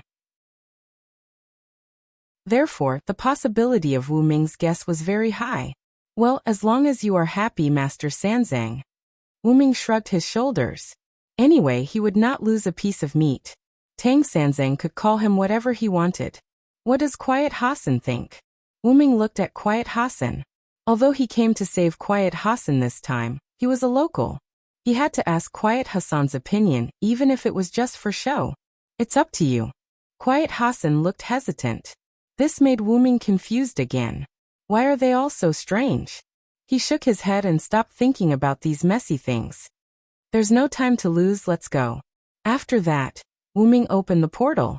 Wu Ming, Quiet Hassan, Tang Sanzang, and Itafuta went in. In the blink of an eye, Wu Ming and the other three disappeared in place, leaving only the ruins of the prison castle and a little fire, flickering in the darkness. On the other side of the portal was the house of Gadatsi and others. Because they were going to the Yazril temple, there was no one here now. Wow, this is really amazing. Tang Sanzang, who was the first to walk out of the portal, commented on Wu Ming's portal. But the color doesn't look very comfortable. Although the color is not very good, this ability is really interesting. Itafuta was also interested in Wu Ming's portal. It's just a little trick, Wu Ming said modestly. Then Wu Ming glanced at Quiet Hassan. Because he had drunk the potion given by Wu Ming, Quiet Hassan had recovered a lot at the moment, and walking was not a problem at all. This is the residence of the Master of Chaldea. You can rest here now, Wu Ming said to the three of them. I'm so hungry, Itafuta, cook for me. Tang Sanzang looked directly at Itafuta. It can't be helped, Wu Ming hasn't given Tang Sanzang health potion yet, so Tang Sanzang is still hungry. Yes, Master Sanzang, I'll cook now, I'll borrow the kitchen. Itafuta said and walked out of the room to look for the kitchen. At this time, it was the middle of the night, and Wu Ming had no other tasks, so he simply wanted to ask Tang Sanzang some things in his spare time. Master Sanzang, have you been to the holy city? Tang Sanzang, who was preparing to travel to various places here, has naturally been to the holy city. Of course I have been there, and it was not long ago. Suddenly, Tang Sanzang thought of something. By the way, I seem to have been caught by His Excellency Aguawan not long after I left the holy city. Tang Sanzang smiled embarrassedly. But this is strange. Why didn't he catch Tang Sanzang when she was still in the holy city? And Quiet Hassan, who sat down with Wu Ming and Tang Sanzang, raised a question. Why didn't he catch you when you were still in the holy city? The reason why he didn't do anything to me in the holy city is that, although my thoughts are different from those of the holy city, the Lion King didn't think I was a threat, so he let me leave the holy city. After thinking for a while, Tang Sanzang continued to speak. Maybe His Excellency Aguawan acted without authorization. It was because he hid it from the Lion King that Aguawan detained Tang Sanzang in the hidden prison where Quiet Hassan was detained. If it was Aguawan, he would have done that. Wu Ming nodded thoughtfully. By the way, won't this place be discovered by the people of the holy city? I remember that they have been searching for the village of the mountain people. Tang Sanzang asked. In this regard, Wu Ming shook his head. The location of this village is very hidden, and it's basically impossible to find.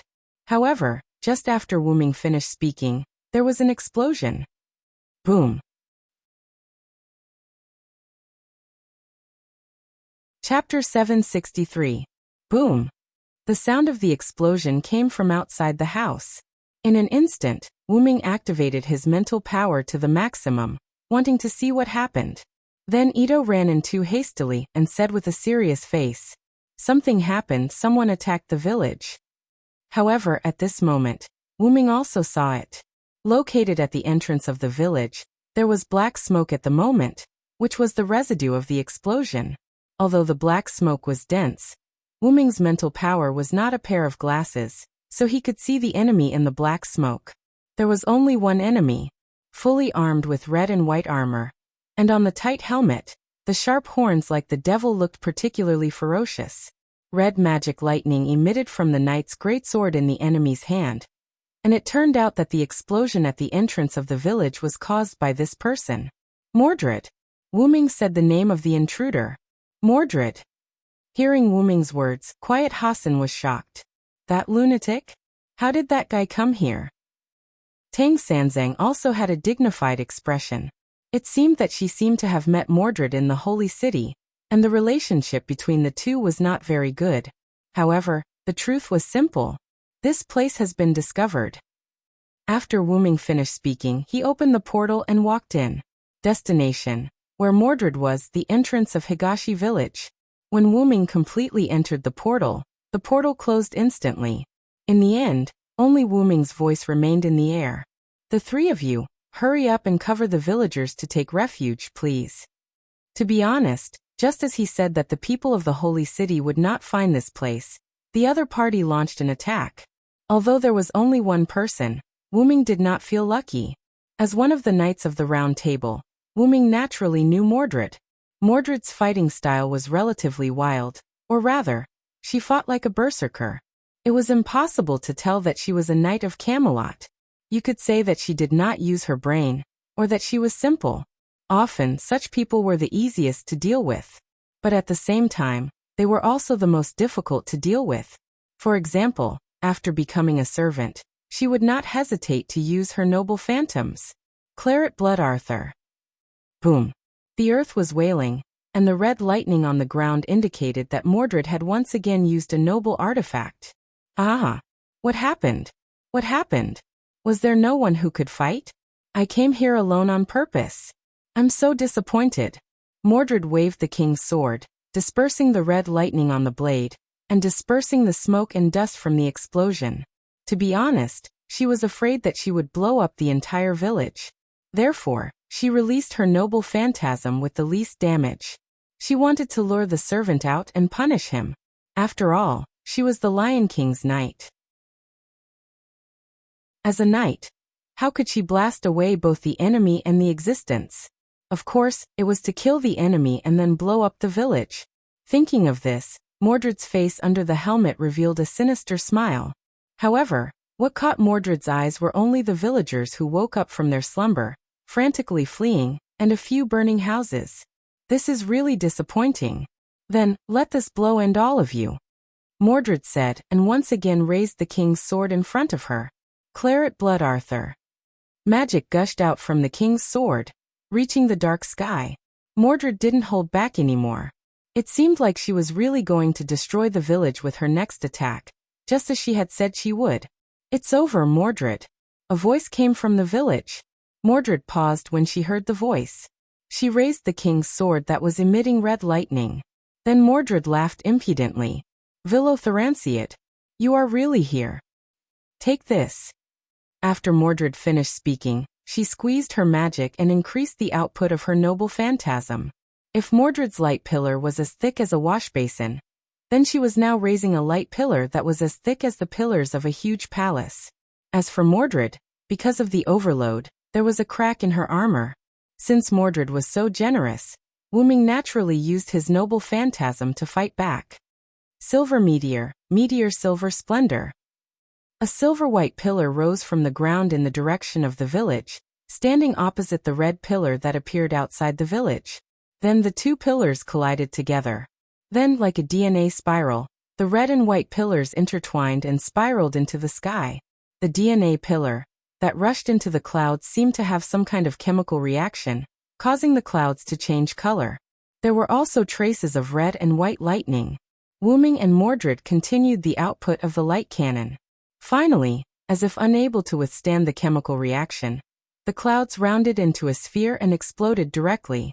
Because of the height, the ground was not affected by the explosion. However, the strong light from the explosion made the entire East Village as bright as day. However, this sun only lasted for a moment. In just a few seconds, the sun disappeared, and the day turned back to night. Although it was nighttime, the surrounding scene was still vaguely visible, because the explosion of the clouds had completely dispersed the dark clouds above and around East Village, allowing the moonlight to shine on the ground. If the houses that were still burning and the panicked people were removed, the moonlight shining on East Village would definitely be a beautiful scene. If Da Vinci was here, he would definitely be very impressed. Although there was no Da Vinci, others would also be impressed. So powerful. Silent Hassan, who had already walked out of the house, saw the scene just now. She was stunned by the effect of Wuming and Mordred's attack. Whether it was Mordred or Wuming, they were on a completely different level from her, the assassin. That's true. Itufuda nodded stiffly as he walked out of the house. If he had been able to unleash such a powerful light cannon, he wouldn't have had such a hard time dealing with the Terra no Masacato. What undying devil man! Under the judgment of the holy light cannon, not even dregs would be left. Tang Sanzang, on the other hand, nodded with satisfaction. As expected of my second disciple, this is much stronger than Beiji. Silent Hassan and Kotohira looked at Tang Sanzang helplessly, as if they were powerless to complain. Let's hurry up and guide the villagers. After Silent Hassan finished speaking, she left in a flash and returned to Tang Sanzang and Kotohira. But I'm so hungry. Tang Sanzang looked like he could not take it anymore. All right. I'll make you rice later. Let's go. On the other side, a black-haired man wearing a simple leather jacket and holding a bow and arrow was guiding the villagers away. As expected of the Knights of the Round Table, they're really powerful. The archer who had also seen the previous scene praised. However, it was only a praise. After all, the villagers were the most important. Chapter 764. With the entrance of the village as the dividing line, Mordred was on the outside while Wuming was on the inside. Both of them had temporarily put away their weapons. When the clouds exploded from their attacks, Wuming and Mordred's attacks were interrupted. Wuming's figure was also reflected in Mordred's eyes, because of the disappearance of the clouds. However, Mordred had no time to pay attention to Wuming. His armor was cracked, and he was panting heavily. He was using his sword to support his body, looking extremely tired. Wuming, who was in the village, was also not feeling well, but it was not as bad as Mordred's. Because he had used up too much mana in an instant, Wuming was only panting twice. because his mana had been supplied to the tens of thousands of skywings, and because the spiritual base's mana was not as good as his main body's, Wuming did not have much mana left. Therefore, using so much mana in an instant was still a bit of a burden for Wuming. However, for Mordred to be able to contend with Wuming, it was truly abnormal. Could it be that Mordred also has the Lion King's blessing? Wuming could only think of this possibility. This was also the most likely. Wuming had learned from Tristan that both he and Gawain had received the Lion King's blessing. In that case, it was not impossible for Mordred to also receive the Lion King's blessing. While Wuming was thinking, Mordred quickly adjusted his breathing, stood up straight, and pulled out the king's sword from the ground. He also took off his helmet. Pretty good, Villo. Let's go again. Mordred had a maniacal smile on his face, looking like a dying flash. Are you sure you can still do it? Wuming came back to his senses and looked at Mordred worriedly. Wuming believed that Mordred had no more strength left. His armor was cracked, and there were some bloodstains on his face. His spirit base was rather unstable. That's for sure. The Lion King bestowed me with a berserk blessing. I can continuously squeeze my spiritual base to release noble artifacts, so you don't have to worry at all. Mordred revealed a smile. However, this smile made Wuming feel rather sad. Wouldn't that be using Mordred to its fullest potential? Mordred's spiritual base was squeezed to the very last bit, until it could no longer be maintained. The energy that was squeezed out would be used on the enemies of the Holy City. Although it was harming others without benefiting herself, Mordred seemed to be quite happy about it. You don't need to meddle in other people's business. Villo, you have already become the Lion King's enemy. You don't have the qualifications to meddle in the Lion King's business. Just die for me. Mordred laughed arrogantly. He raised his king's sword and prepared to use another noble artifact. Hey Mordred, you also have memories of the Holy Grail War when you were in Romania, right? Since it's also, that means you also have memories of that. Mordred nodded. I remember that our relationship had eased a lot at that time. Do you really have to make things like this? Wuming was not willing to fight with the Knights of the Round Table from the beginning. Whether it was Tristan, Gawain, or Mordred, he was not willing to fight. Due to special circumstances, Gawain and Lancelot did not have any hostility towards Wuming when they met. Tristan did not listen to advice, so Wuming directly took him down. In the end, Wuming made a deal with Tristan and did not kill him. Gawain hated Wuming the most, but Wuming only destroyed Gawain's armor and weapon. Gawain fainted mostly because he was angry. The last one was Mordred in front of him. Because Mordred used a noble artifact, Wuming had no choice but to use a noble artifact to counteract it. However, in general, Wuming did not want to fight with the Knights of the Round Table. What nonsense are you talking about here? Yesterday's friend, today's enemy. Isn't this normal? As long as it's the Lion King's order, I, Mordred, will not hesitate to obey. As long as it's the Lion King's enemy, I, Mordred, will not hesitate to attack. You can only blame yourself for standing on the wrong side, Villo. After saying that, Mordred raised the king's sword up high, and scarlet lightning emerged from the king's sword again. However, Wuming, who was opposite Mordred, had a regretful expression. It's really sad. You have to know that you also have a trace of my bloodline. To put it simply, you are also my... Shut up. However, before Wuming could finish his sentence, he was interrupted by Mordred's thunderous voice.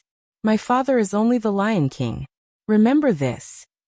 Mordred's eyes widened as if something forbidden had been touched. The blessing that the Lion King gave her was activated again. Her spiritual base was converted into magic power, and finally, her magic power was converted into a noble artifact. Boom! Mordred raised the king's sword up high and exploded with an unprecedented beam of light. The beam of light that Mordred raised had a diameter that was comparable to the diameter of the entire village. In the village, Xiao, who was guiding the villagers to take shelter, widened his eyes. Hey, it can't be right? This attack will definitely make us disappear. What should we do, Xiao? Quickly think of a way. Tang Sanzang grabbed Xiao neck and shook him. I can't do anything. I can only ask the Villo who has already rushed over. Xiao shook his head helplessly. Lord Villo. Quiet Hassan looked at the direction of the village entrance worriedly and murmured. The scene changed to the entrance of the village. Wu Ming sighed. Wu Ming frowned and looked at Mordred. With the power of this demon and your current spiritual base, you will disappear after this attack. There was no other way. Even through analysis, just by looking at it with the naked eye, he could see that Mordred would definitely disappear. The completely shattered armor revealed Mordred's calm expression. Her delicate skin had begun to crack. Blood flowed out from the cracked wound, and the wound was rapidly expanding. The blood that flowed out had begun to turn into magic power and dissipate. This was the precursor of the followers' exit. It doesn't matter at all. As long as I can get rid of you, traitor, the queen will be very happy. At this moment Mordred, whose face was covered in blood, showed a naive smile. It was very strange. The traitor knight wants to help the queen, but he wants to eliminate me, the queen's close servant. There is nothing more ironic than this. Mordred was angry and wanted to say something, but Wu Ming immediately interrupted her. But you don't have a chance, Mordred. Chapter 765. Mordred's eyes narrowed. After Wu Ming finished speaking, Mordred already felt that something was wrong.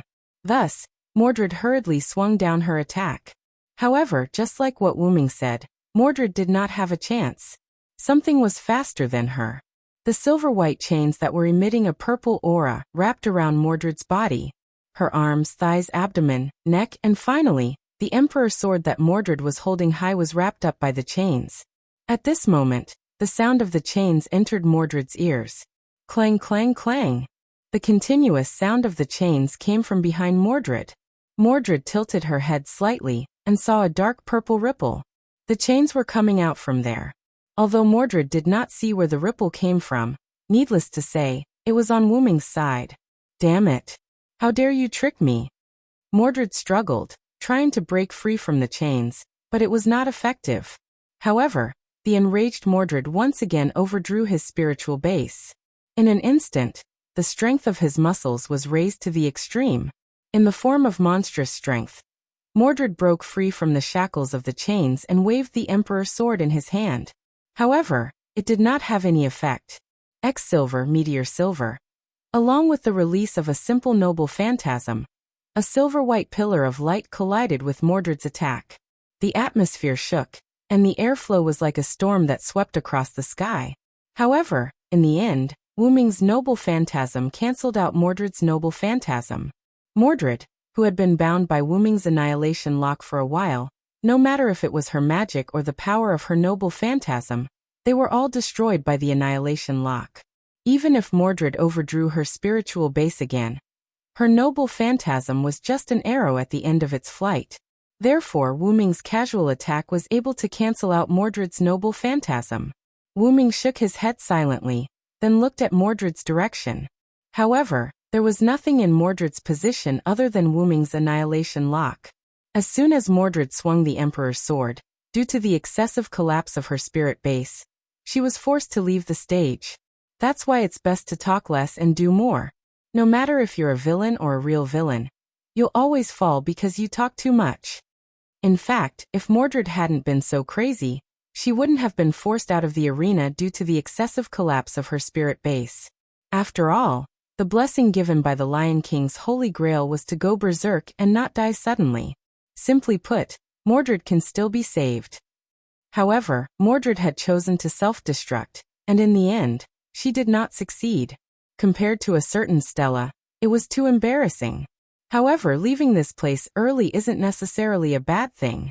Goodbye, Mordred. Wu Ming seemed to be saying goodbye to Mordred. Is it over? A voice entered Wu Ming's ears. Wu Ming unhurriedly put away the annihilation lock and looked at the figure.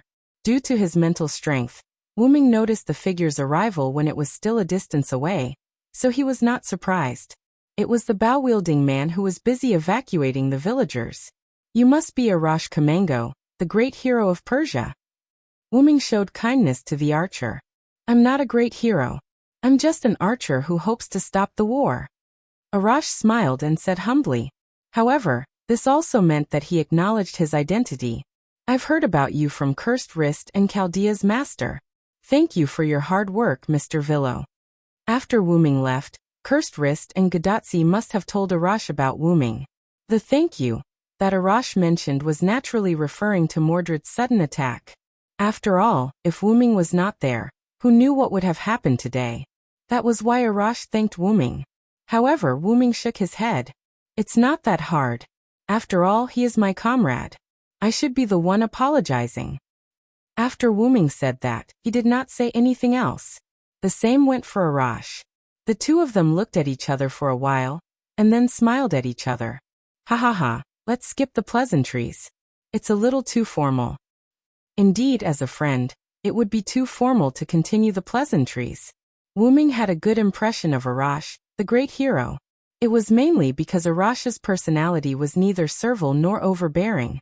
His tone was gentle and he was quite polite. In short, Wu Ming liked to make friends with Arash. Villo the Ransword, King Arthur's subordinate, first knight of the Round Table. Arash Kumango, King Manuchi Hale's warrior. Then Wu Ming extended a hand.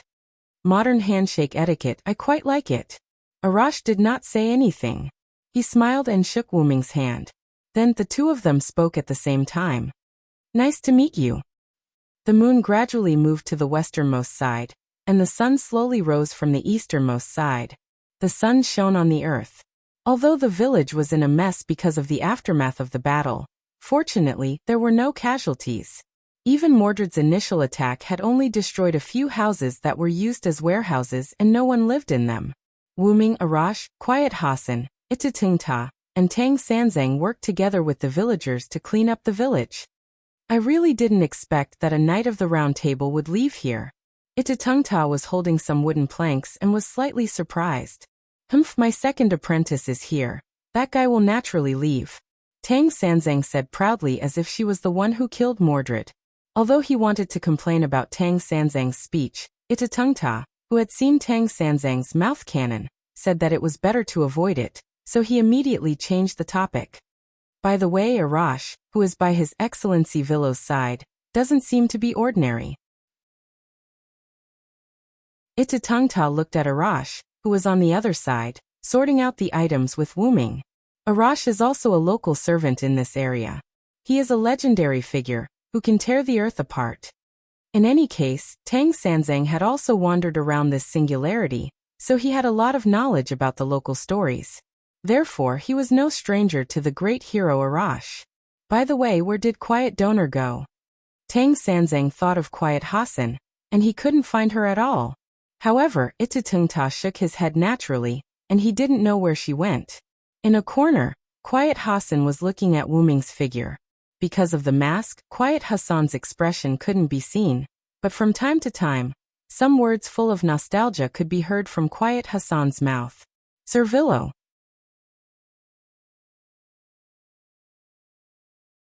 Chapter 766. In the north, near the mountains of East Village, a black shadow was jumping up and down between the mountains, moving toward East Village at a very fast speed.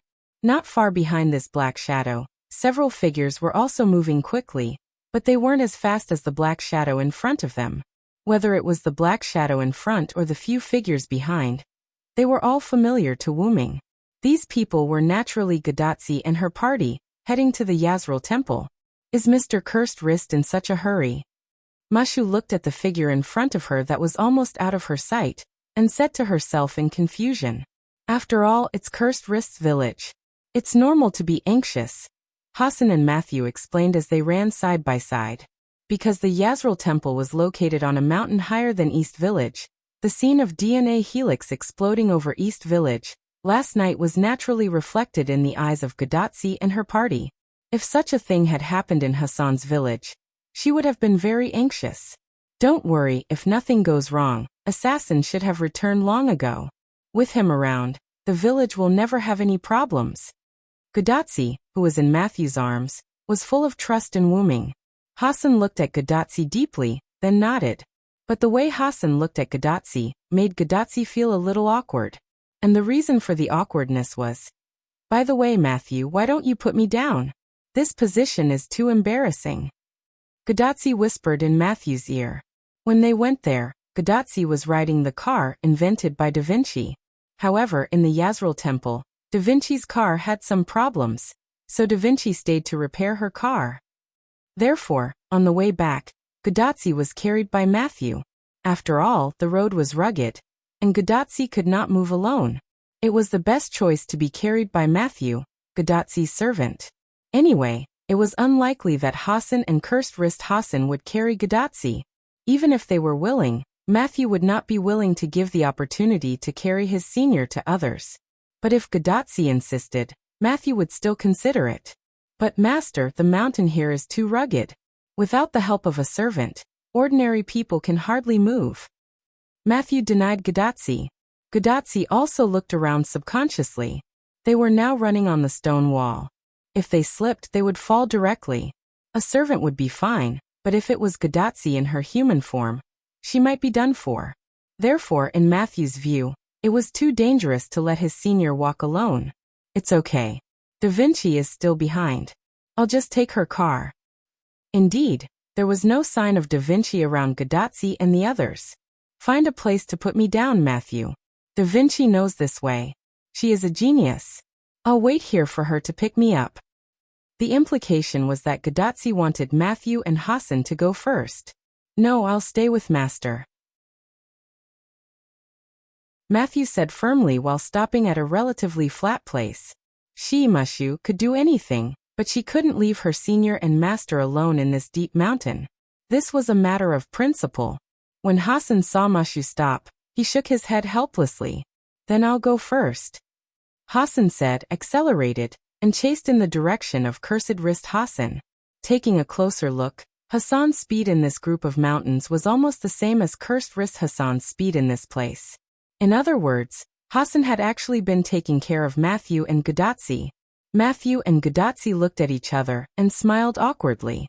But since things had come to this point, they could just wait. Anyway, they could chat to pass the time. She had to admit that Da Vinci was indeed a genius. Her car was quickly repaired. Hey, your genius Da Vinci is here. Da Vinci was driving a strange, small aircraft similar to a UFO, flying toward Gadotsi and Matthew. Lubdavir, who was responsible for protecting Da Vinci, was half-squatting on this small UFO. As a knight of the Round Table, he naturally had the unique skill of not falling off from the object he was riding.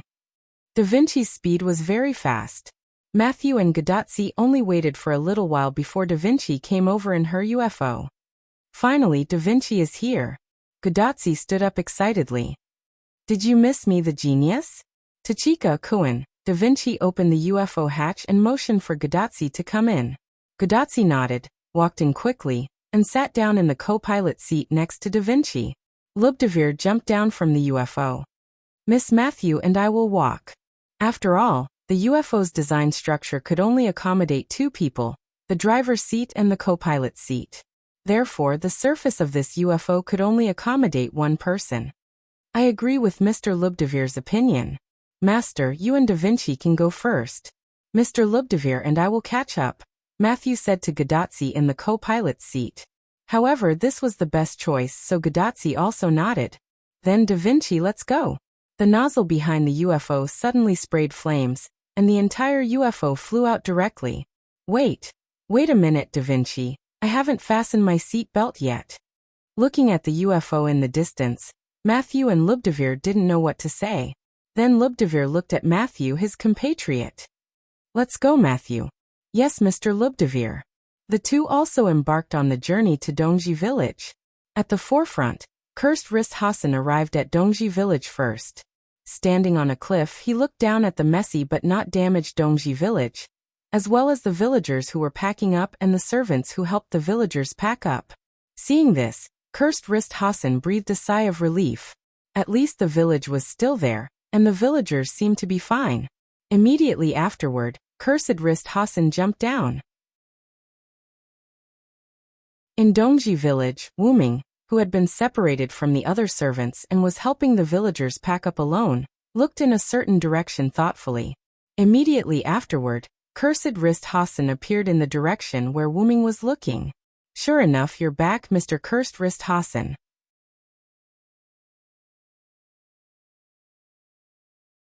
Chapter 767. When Cursed Wrist Hassan heard the word as expected, it sounded rather impressive. As expected of His Excellency Villo. Although I didn't use the aura concealment technique, His Excellency Villo was able to discover me in advance from such a distance. Cursed Wrist Hassan complimented Wu Ming. You're too kind. His Excellency Cursed Wrist also said that you didn't use the aura concealment technique. It's normal for me to discover you. Wu Ming responded to Cursed Wrist Hassan. After complimenting each other, it was time to get down to business. Since you came back alive, that means you've succeeded, right? As if responding to Wu Ming's words, Cursed Wrist Hassan tapped twice on his skull-masked face. Yes, thanks to His Excellency Villo, Sir First Hassan didn't do anything to me. Cursed Wrist Hassan's tone was quite grateful. Then Cursed Wrist Hassan stretched out a hand with something in his hand. Taking a closer look, wasn't the thing in Cursed Wrist Hassan's hand the small box that Wu Ming gave him? I'll return it to you, His Excellency Villo. Cursed Wrist Hassan handed the small box to Wu Ming. However, Wu Ming just smiled. Keep it. Maybe it'll be useful in the future. Cursed Wrist Hassan was taken aback, then nodded. If that's the case, I'll accept it. Cursed Wrist Hassan was not a pretentious person. Since the other party said he would accept it, then he would accept it. By the way, where are Tachika and the others? Are they still behind? However, after Wu Ming finished speaking, the roar of the aircraft entered his ears. Then Wu Ming searched for UFO and saw it. Wu Ming was shocked. What the hell is this? Hey Villo, did you miss me, the genius? Da Vinci opened the hatch, quickly walked out, and greeted Wu Ming. Gudatsi, on the other hand, seemed to be carsick. She was already lying on the platform in front of the passenger seat, twitching non-stop. How did you make it? Wu Ming asked. This is a flying machine made from the ores I found on the road. Although it can only accommodate 2 people, it is a genuine flying machine. Da Vinci proudly introduced his masterpiece to Wu Ming. The corner of Wu Ming's mouth twitched. Building a car out of pure wood and a flying machine out of ore. As expected of Da Vinci, you might as well change your name to Thomas Alva Da Vinci. At this moment, a black shadow appeared in the surroundings. Seriously, isn't it too perverted to sit on this thing? The person who came was none other than Hassan. At this moment, Hassan had taken off his mask, and the angry expression on his face was clearly visible. Originally, Baihui Hassan was about to reach Dongji village when a strange big bird suddenly jumped out from behind and almost hit Baihui Hassan. Not only that, this big bird also robbed Hassan of his second person to reach the village record. It was really abominable. What's more, there were 2 people in this big bird. Doesn't that mean that I'm actually the 4th? Furthermore, the one sitting inside was that smiling Da Vinci. That smile was too similar to that of the angel who bullied her. It was really infuriating. At this time, Matthew's voice also came. Senior. Matthew quickly ran into the cockpit and carried out Gudatsi, who was carsick. Putting the unconscious Gudatsi on his lap, Matthew looked at Da Vinci. Da Vinci, what's going on? Da Vinci smiled embarrassedly. Oh, didn't my Da Vinci number 2 get repaired, updated? The speed increased a bit too fast. Don't worry, I set up a safety device. Tachika, Sen just fainted. However, Matthew couldn't say anything. He could only hold back his resentment and take care of Gudatsi. Sir Villo. At this time, Bedivere also arrived. Lucius, thank you for your hard work. Wu Ming greeted Bedivere. However, Bedivere shook his head. Just call me Bedivere, Sir Villo. I have already told Chaldea my identity. Wu Ming suddenly realized and then nodded. It seemed that something had happened that made Bedivere open his heart. TSK, I already felt that you were a knight of the Round Table. Hassan looked unhappy. It seemed that she still had a lot of resentment against the Knights of the Round Table. But seeing that she didn't do anything, it seemed that Hassan also understood that resentment shouldn't be vented on allies. Senior Villo, you and Mr. Bedivere really hid it from us. Matthew said with a little temper. Sorry, but even so, I still think it's better for Bedivere's identity to be explained by him. Wu Ming apologized with a smile. And Matthew was just joking, so she agreed with Wu Ming's words. On Chaldea's side, monitoring Gudatsi's body, Roman couldn't help but complain after hearing it. I thought it was strange at the beginning. Why would Lucius be friends with the Villo? It turns out that it's the relationship between Bedivere and the Villo. Hearing Roman's voice, Wu Ming frowned and asked, I suddenly feel that your complaints are so weak. In Chaldea, the doctor's back was gray. By the way, doctor, when will Senior wake up? Matthew asked with concern. Gadazzi waking up as soon as possible is the most important thing for her at the moment. It should be fine in a few minutes. Roman looked at Gadazzi's physical data and replied to Matthew. Matthew breathed a sigh of relief. A few minutes, it's not a big deal. In this regard, Wu Ming spoke. In that case, let's go to the house and wait for a while. Just in time, we can start the battle plan again. The servants looked at each other and nodded. Soon, everyone came to Gadazzi's residence, which was referred to as Chaldean Embassy. By the way, Wu Ming brought Quiet Hassan, who was rescued, and Tang Sanzang and Kuroto Ta, who were brought back by the way. Just then Gadazzi woke up. Matthew, I seem to see my deceased grandmother waving to me.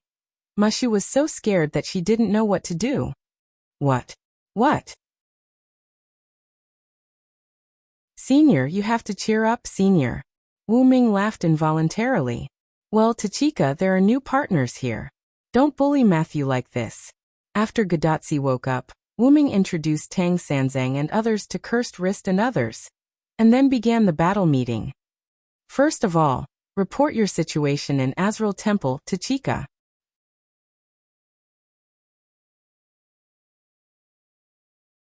Chapter 768. Yes. Gadazzi stood up and saluted. After explaining the details, Gadazzi summed it up in one sentence. After successfully arriving at the Azrael Temple, we passed the trial of the first Hassan. After showing the token you gave to the first Hassan, Cursed Wrist Hassan was fine, and the first Hassan said that he would help Chaldea save humanity. That's all. Very well, since the assassin agreed, then he will definitely help us at the right time. We don't have to pay attention to this for the time being. Wu Ming nodded with satisfaction. Sure enough, after the first Hassan saw that he was here, he made a big promise. Helping to save humanity was not just helping to save the humanity of this singularity. If the last singularity, which was the Mesopotamia singularity, had the help of the first Hassan, it would be a great help. By the way, Villo Senior, what happened in the village last night? Matthew raised his hand and asked. Mordred found this place and launched an attack. In the end, because of excessive overdraft of the spiritual base, she left. The village was slightly damaged and no villagers died. Wu Ming reported quite concisely. Mordred. Gadazzi thought of the Mordred in the London singularity. Don't be sad.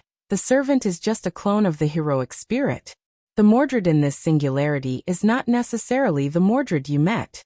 Because she is the Mordred I met. Wu Ming added in his heart.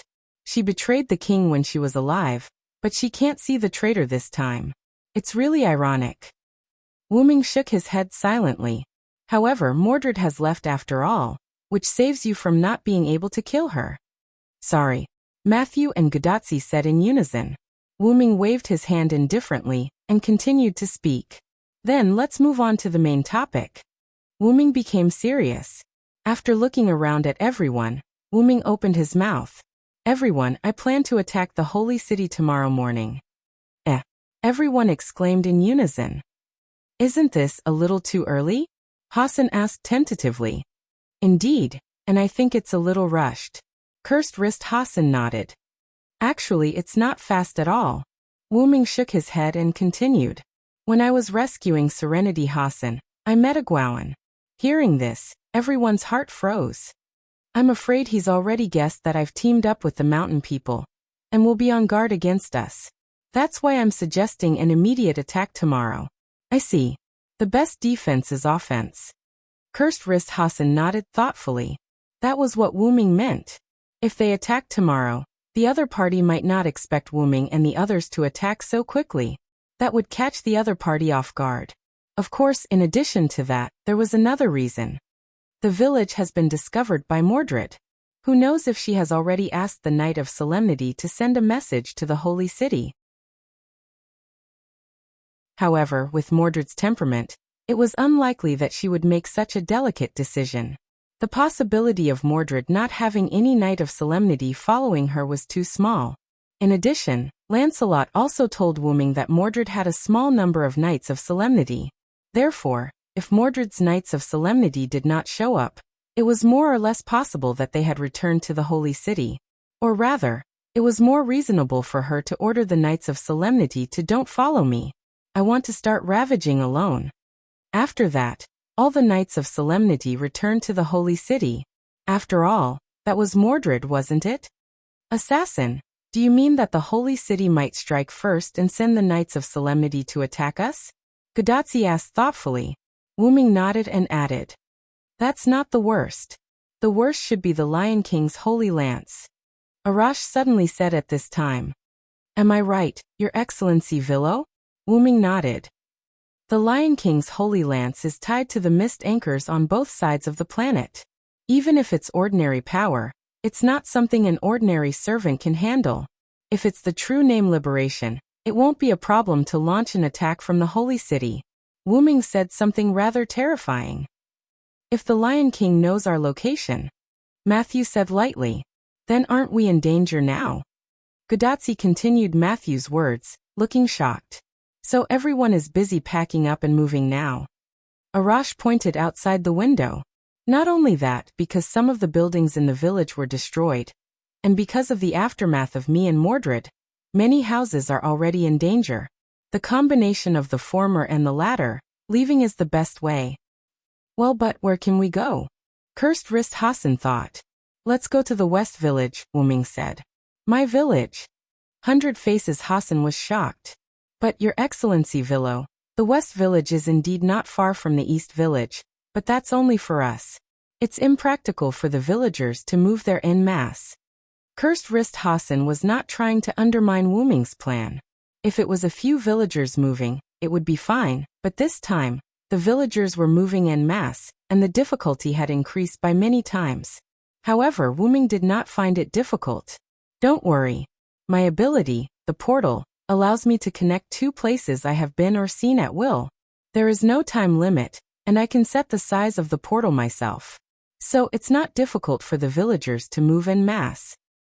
Yeah, I forgot that Assassin has this ability. Gudatzi clenched her left fist and hit her palm. After moving the villagers of the East Village, we can start preparing in advance.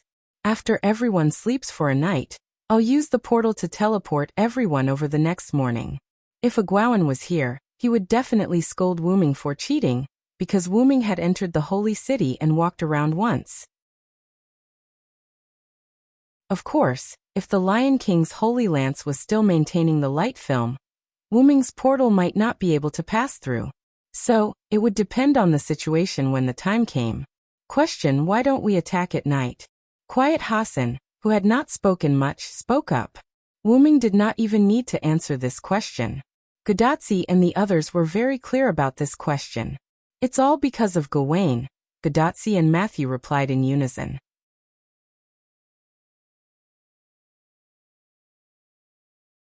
Chapter 769. As people who had witnessed Gawain's power, Matthew and Gudatzi still remembered it clearly even now.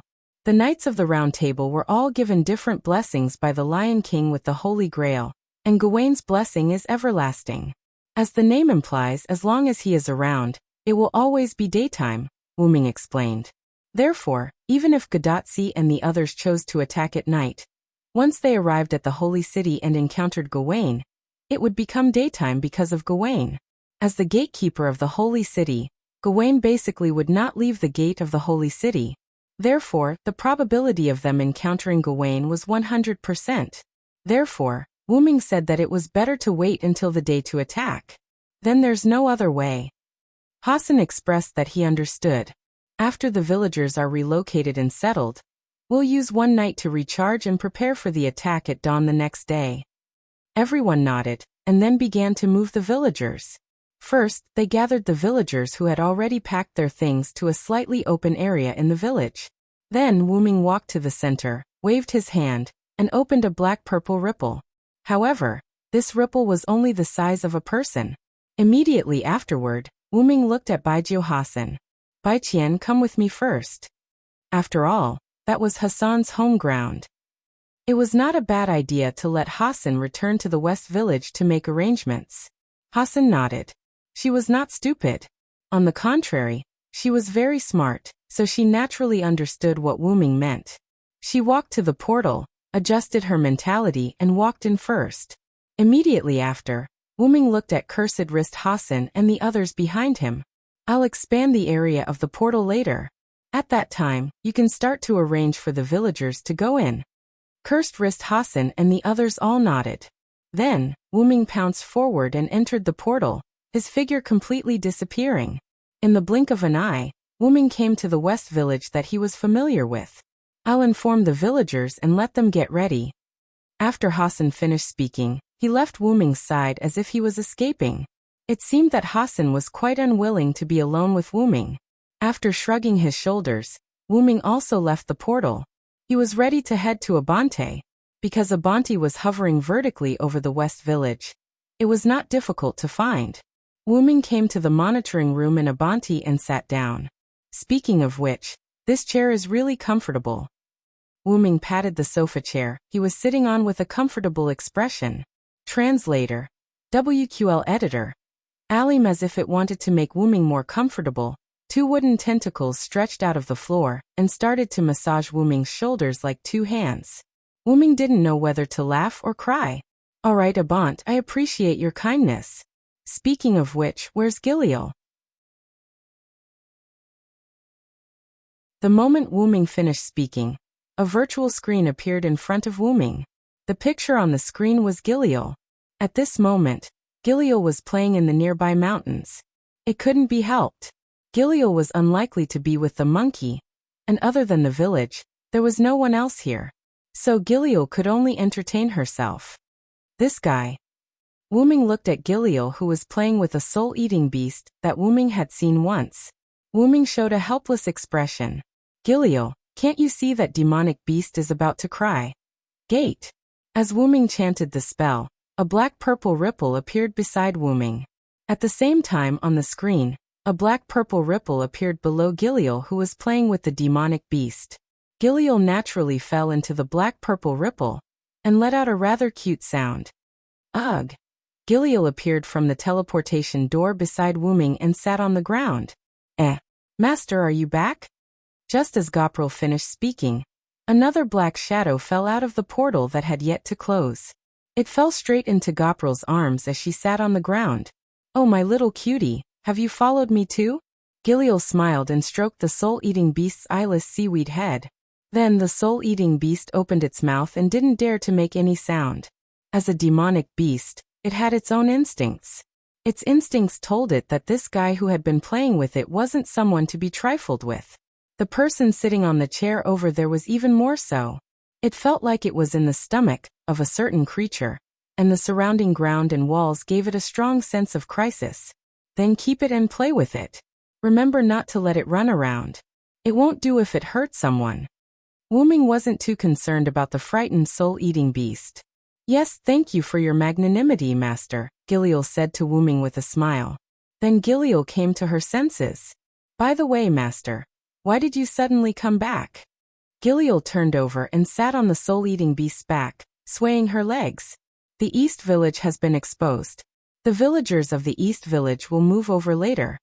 Looking at the villagers of the West Village who were gathered by Hassan on the screen, Wuming explained to Gilio. By the way, did anything happen while I was away? For example, did the West Village expose its location? Of course not, Master. Abant's monitoring ability is very strong. It has monitored everything within a kilometer of the village. As long as it finds anything unusual, it will tell me. Wuming nodded. After thinking about it carefully, he realized that something was amiss. In other words, Abant has been doing things these days, and you have been playing. In an instant, Gilio broke out in a cold sweat. No.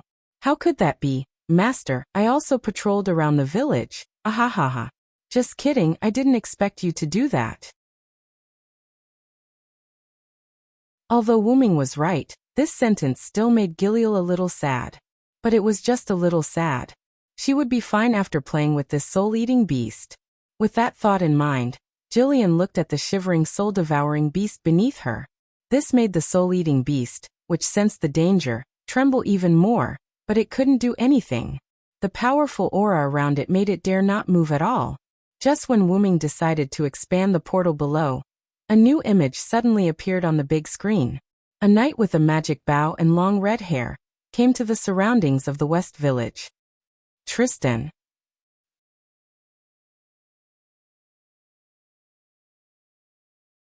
Chapter 770.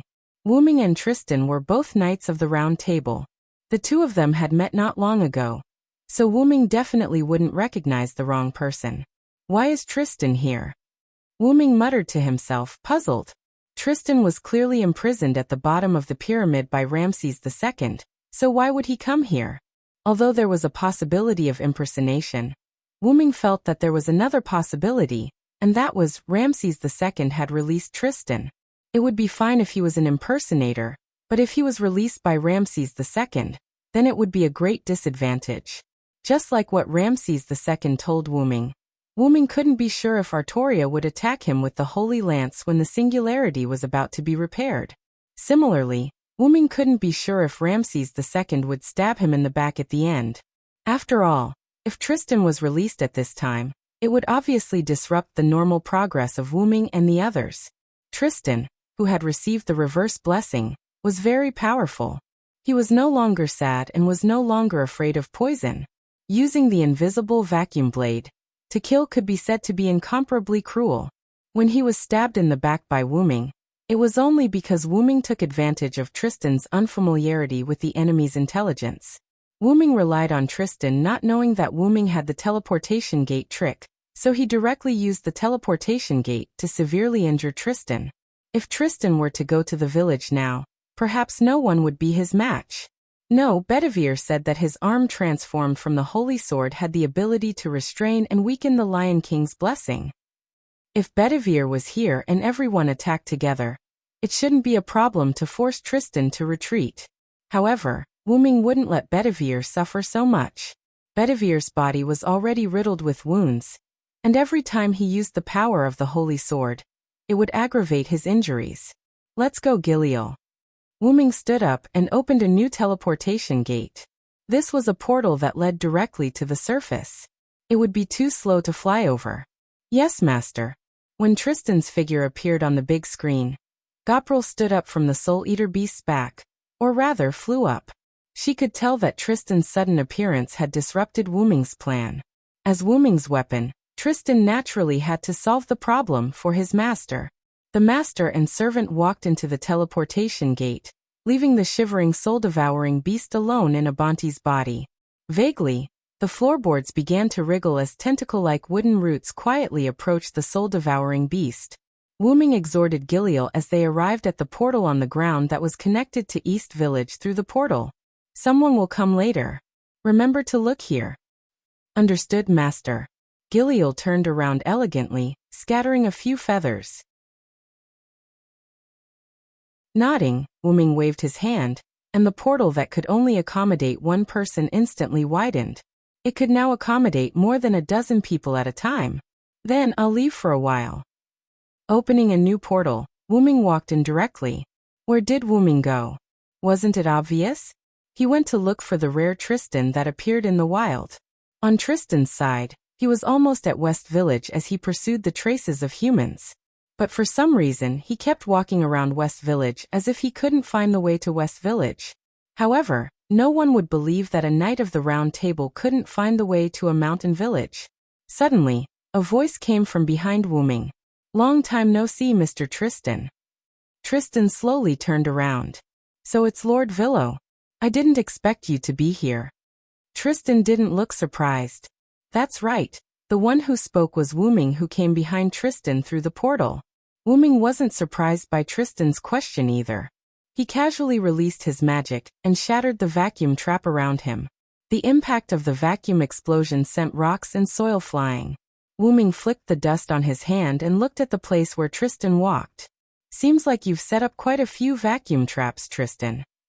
It can't be helped, Lord Villo. I don't want to feel the pain of being stabbed in the back again.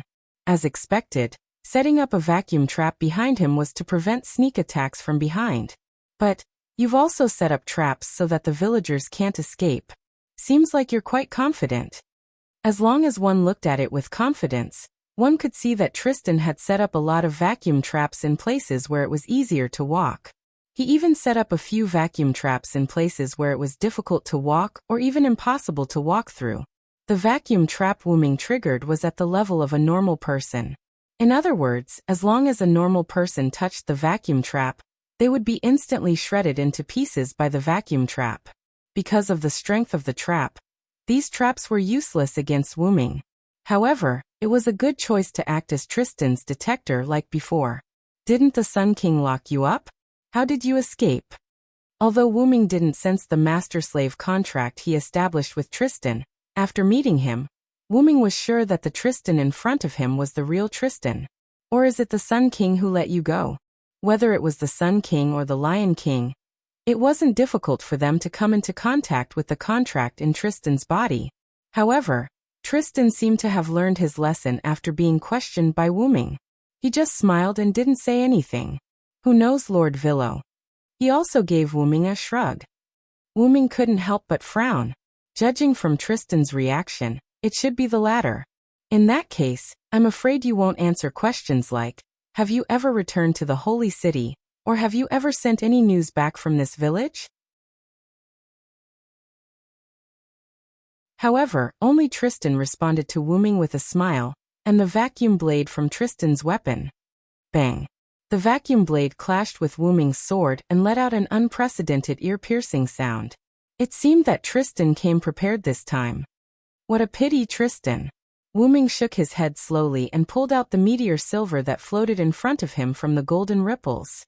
Come on, Tristan.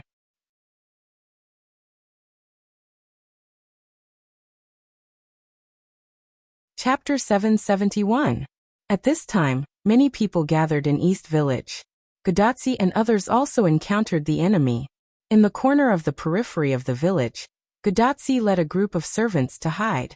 Arash, Tang Sanzang, and Da Vinci stayed in the village, responsible for guiding the villagers into the portal, so only Godatsi, Matthew, Itata, Bedivere, Cursed Wrist Hassan and Tranquil Hassan came here. Godatsi quietly poked her head out, and found nothing, so she retracted her head. After that, Godatsi began to complain about her watch. Doctor, are you sure your detection is not wrong? It's true. I have detected a large amount of magic power approaching you, but I don't know why you can't find it. Roman, who was sitting in Chaldea's monitoring room, complained. There is another possibility, that is the enemy has a way to hide. Cursed Wrist Hassan said in a low tone. Is it the enemy's assassin servant? Matthew said subconsciously. It may also be Castor. After all, Mr. Roman detected a large amount of magic reaction. The number of the enemy can't be small. Bedivere also said his own analysis. Sir Roman, can you detect how far away the enemy is from us? Cursed Wrist Hassan looked at Godatsi's watch communicator. It's about 300 meters, Roman replied. 300 meters. Cursed Wrist, who had the modern knowledge given by the Holy Grail, naturally knew how much 300 meters was. So Cursed Wrist Hassan observed the terrain. My village is built halfway up the mountain. It's extremely hidden. If the enemy is still 300 meters away from us, they shouldn't have come up yet. That might be the reason why they didn't see the enemy. So, what should we do next? After all, Cursed Wrist Hassan was a local, and asking him at this time was the best solution. Godatsi wouldn't force herself at this time. After testing the direction of the wind, Cursed Wrist Hassan came up with a plan. At this time, we have to rely on tranquility, Cursed Wrist Hassan said and looked at Tranquility Hassan. Me? I understand. Quiet Hassan was taken aback, and then he understood. Tranquil Hassan actually had a very low opinion of himself, so when Cursed Wrist Hassan leaned on him, Tranquil Hassan was actually at a loss. However, after sensing the direction of the wind, she understood. However, Godatsi, Matthew and the others, who were not familiar with Quiet Hassan, did not understand. Tranquil Hassan's body fluid is highly toxic. It can evaporate with the wind, and the current direction of the wind is downwards. Cursed Wrist Hassan did not finish his explanation, but Gadotsi and the others understood what was going on.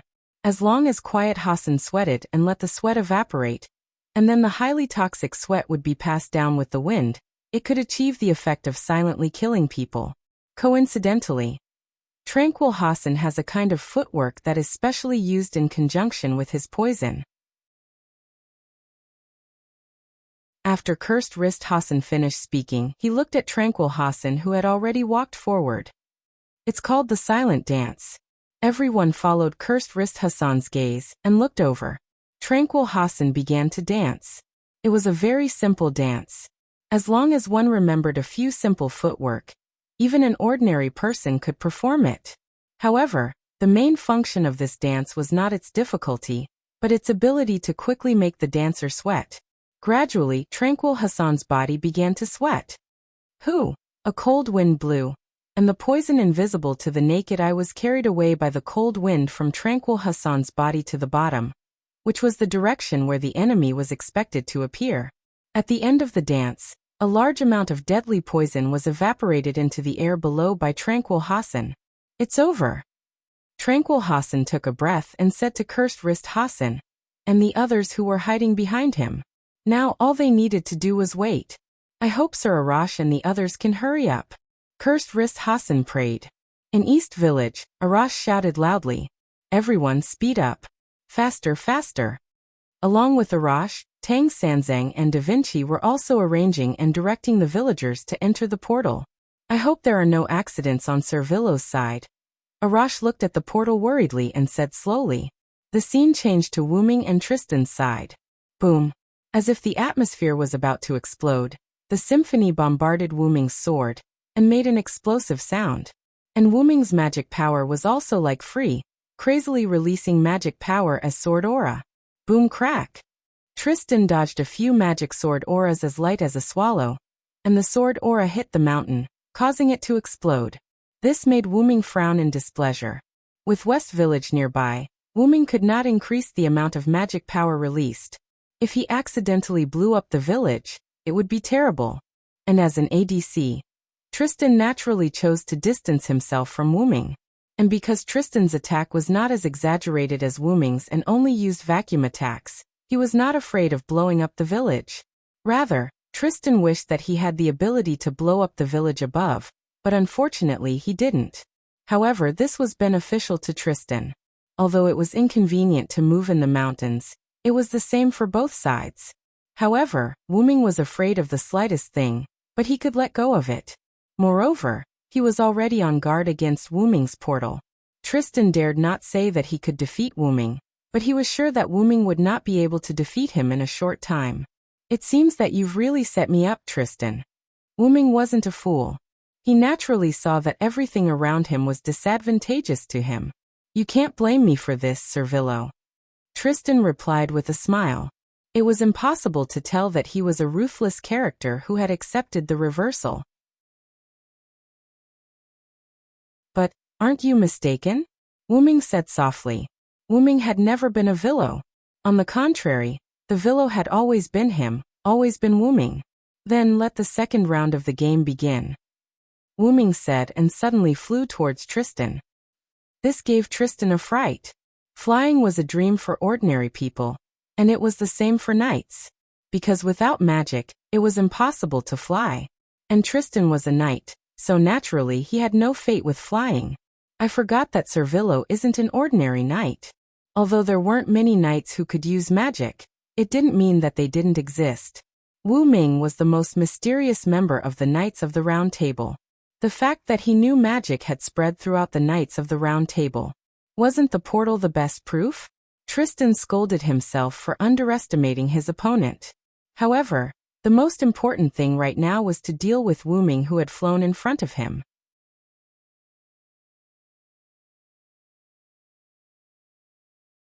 Chapter 772. In East Village, Gadotsi and the others were still waiting for the enemy's attack. By the way, which force will the enemy be this time? Gadotsi chatted with boredom. We, the mountain people, have a grudge with both the Sun King and the Lion King. It's the same over there, but I think it's the people from the Holy City. After all, Ramses II's men were all Sphinx, and it was not convenient for them to move around in this mountainous area. Is that so, the people from the holy city? Gadotsi nodded. And when she thought about it, it was indeed the case. However, at this moment, a few screams and panicked voices suddenly came from below. Someone must have been poisoned. Gadotsi and the others were overjoyed. However, it was followed by more screams and panic, which meant that the enemy was really attacking. To be honest, Gadotsi would rather it was Roman's instrument that was wrong, but the fact was right in front of her. The enemy was attacking. It should be the people from the holy city. Cursed Wrist Hassan seemed to have heard the sound of the armor, and said with certainty. However, this had nothing to do with what they were going to do next.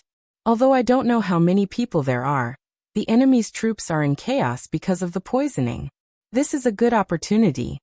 A light flashed in the eyes of the skull mask on Cursed Wrist Hassan's face, and it looked quite strange. Although Cursed Wrist Hassan looked quite scary at the moment, what he said was very reasonable. Take advantage of his weakness. Asterisk cough cough. Asterisk there was no need for Cursed Wrist Hassan to remind them to seize the opportunity. Gadotsi and Matthew, who had experienced 5 singularities, had already mastered a high level of combat literacy. However, just when Gadotsi was about to speak, Itatata spoke first. Let me do it. As the only archer here, I should take the responsibility of long-range sniping the enemy. Putting down his rice bag, Itatata stretched out his hand, condensed his magic, and a bow appeared in Itatata's hand. But Your Excellency Ito Toda, I remember. Tranquil Hassan clearly remembered that Ito Toda did not like to fight. Why would he volunteer himself? I don't like fighting, but I won't back down.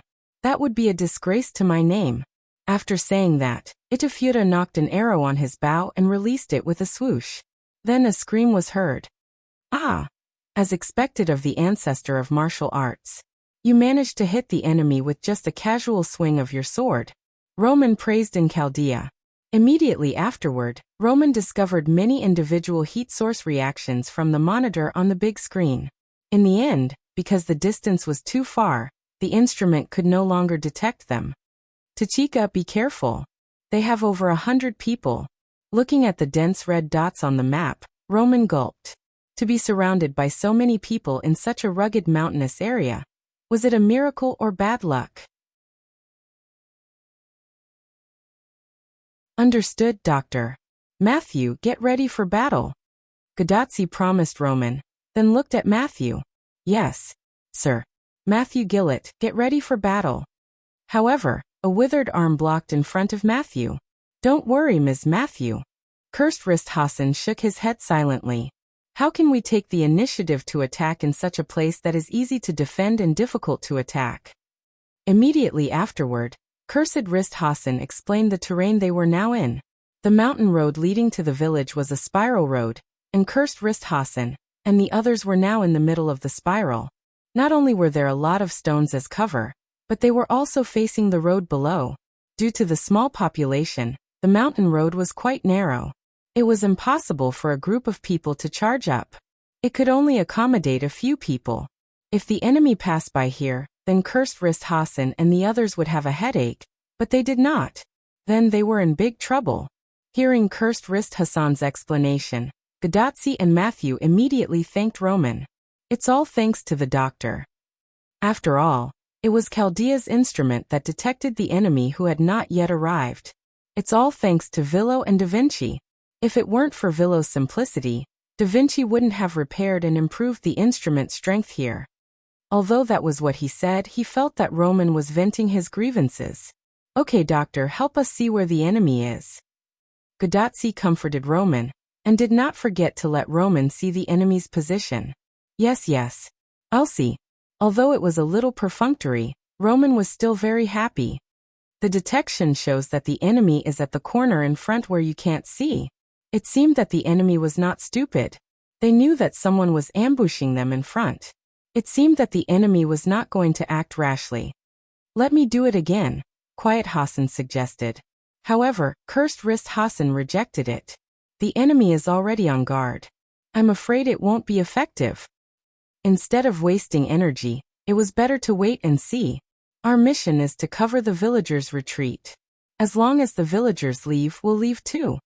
Therefore, all they needed to do now was to stall the enemy. Yes, just like how Tristan was going to stall Wu Ming.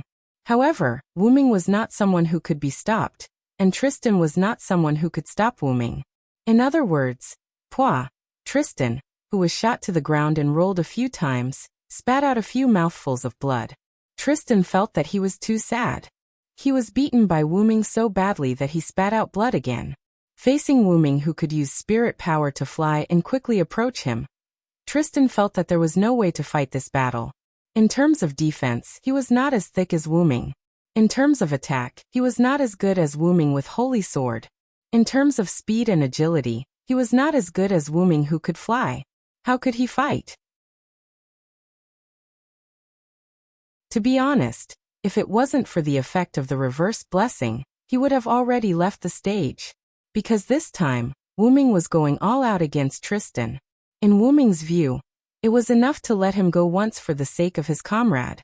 After all, if their identities were reversed, he didn't think that Tristan, who had received the reverse blessing, would let him go. He had tried to obstruct him time and time again. Even if he was a comrade, Wu Ming would not tolerate him, not to mention Tristan, who had received the reverse blessing, was too arrogant. Looking at that face, Wu Ming couldn't help but want to beat him up. It's not that I didn't give you a chance, Tristan. I let you make the first move. Wu Ming looked at him as if he had gotten a great bargain. Thank you very much, Master Villo. With a tough smile on his face, Tristan responded to Wu Ming, but his smile was still arrogant. It should be impossible to get information from your mouth. Leave Tristan. With a wave of his hand, the annihilation lock appeared behind Wu Ming, trapped Tristan, and tied him up like a rice dumpling. The annihilation lock could annihilate magic power, and it was made of magic power. In other words, if the annihilation lock continued to affect the servant could leave the stage.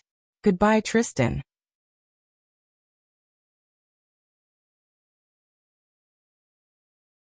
Chapter 773. I wonder how Tachika and the others are doing. While putting away the annihilation lock, Wu Ming looked in the direction of Nishino village.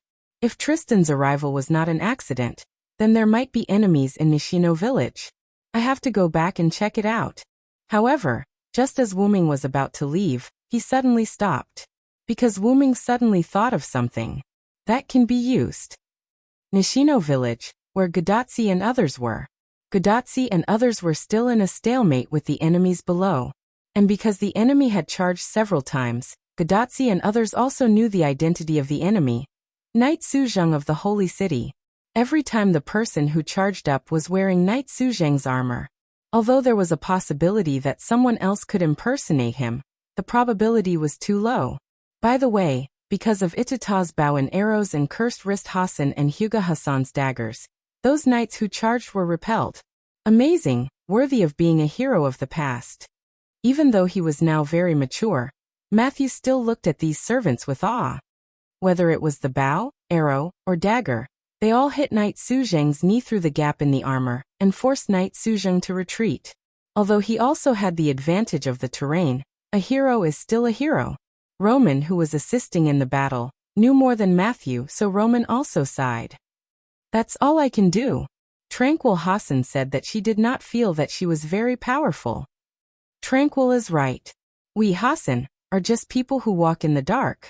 In the end, we can't do anything. Cursed Wrist Hassan agreed.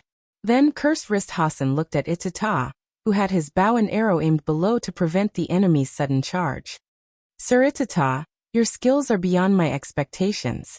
Originally, Cursed Wrist Hassan only wanted Itoto Sato to deal with Solemn Knight, because he was an archer. Who would have thought that Kurodo Ta was so skilled? Cursed Wrist Hassan had never seen Kurodo Ta miss. Basically, every arrow hit the enemy's knee. Haha, Lord Cursed Wrist, you flatter me. I'm just a crude person who likes food. Although he said that, Itafuda actually enjoyed Cursed Wrist Hassan's praise. This was a good reflection that the other party was indeed a bore. Most of the villagers should have moved away by now. We can't keep wasting time like this. The enemy has basically figured out our numbers. Cursed Wrist Hassan was a little worried. Every time the Solemn Knight charged, It was as if the position was predetermined.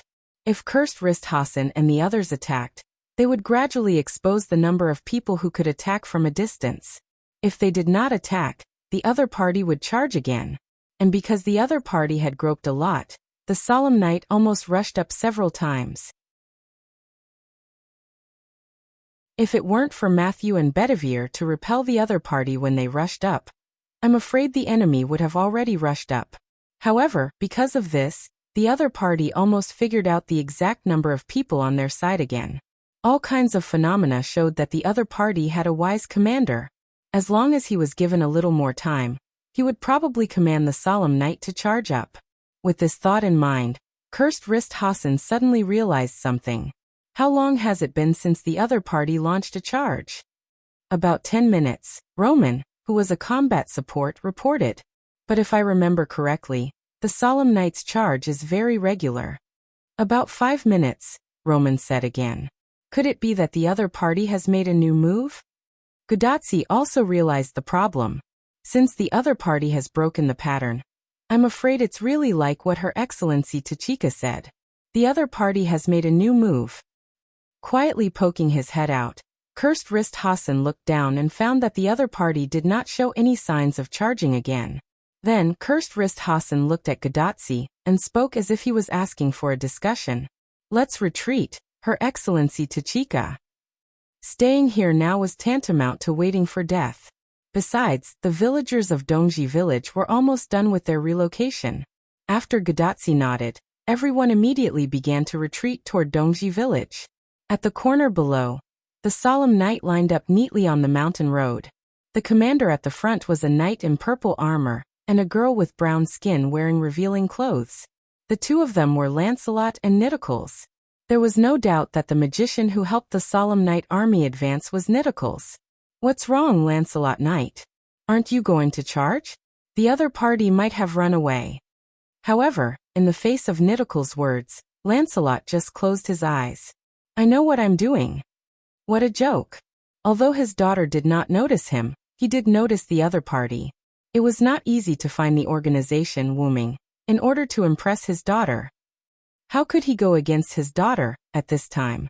If she could say, "You did a great job, Dad," when the time came he would die without regrets. So it was fine to drag it out now. Even if the higher-ups held him accountable afterwards, what was there to be afraid of? Anyway, he would have to turn against them later. This was Lancelot's fantasy in his mind with his eyes closed. Nidicles looked at Lancelot with a rather wretched smile with disgust. Obviously he looks okay, but he actually shows such a smile. It's really disgusting.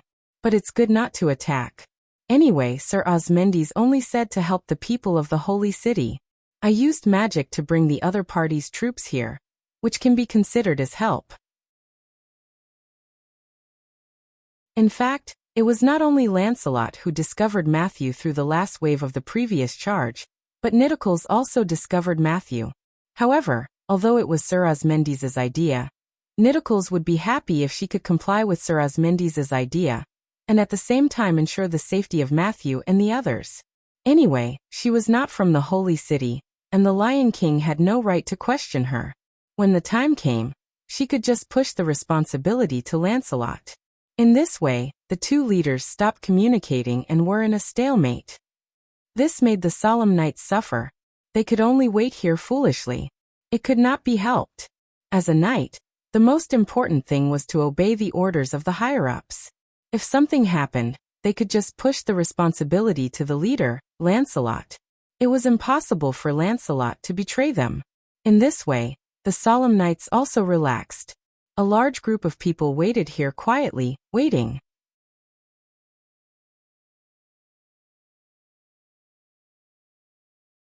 Chapter 774. They quickly returned to East Village.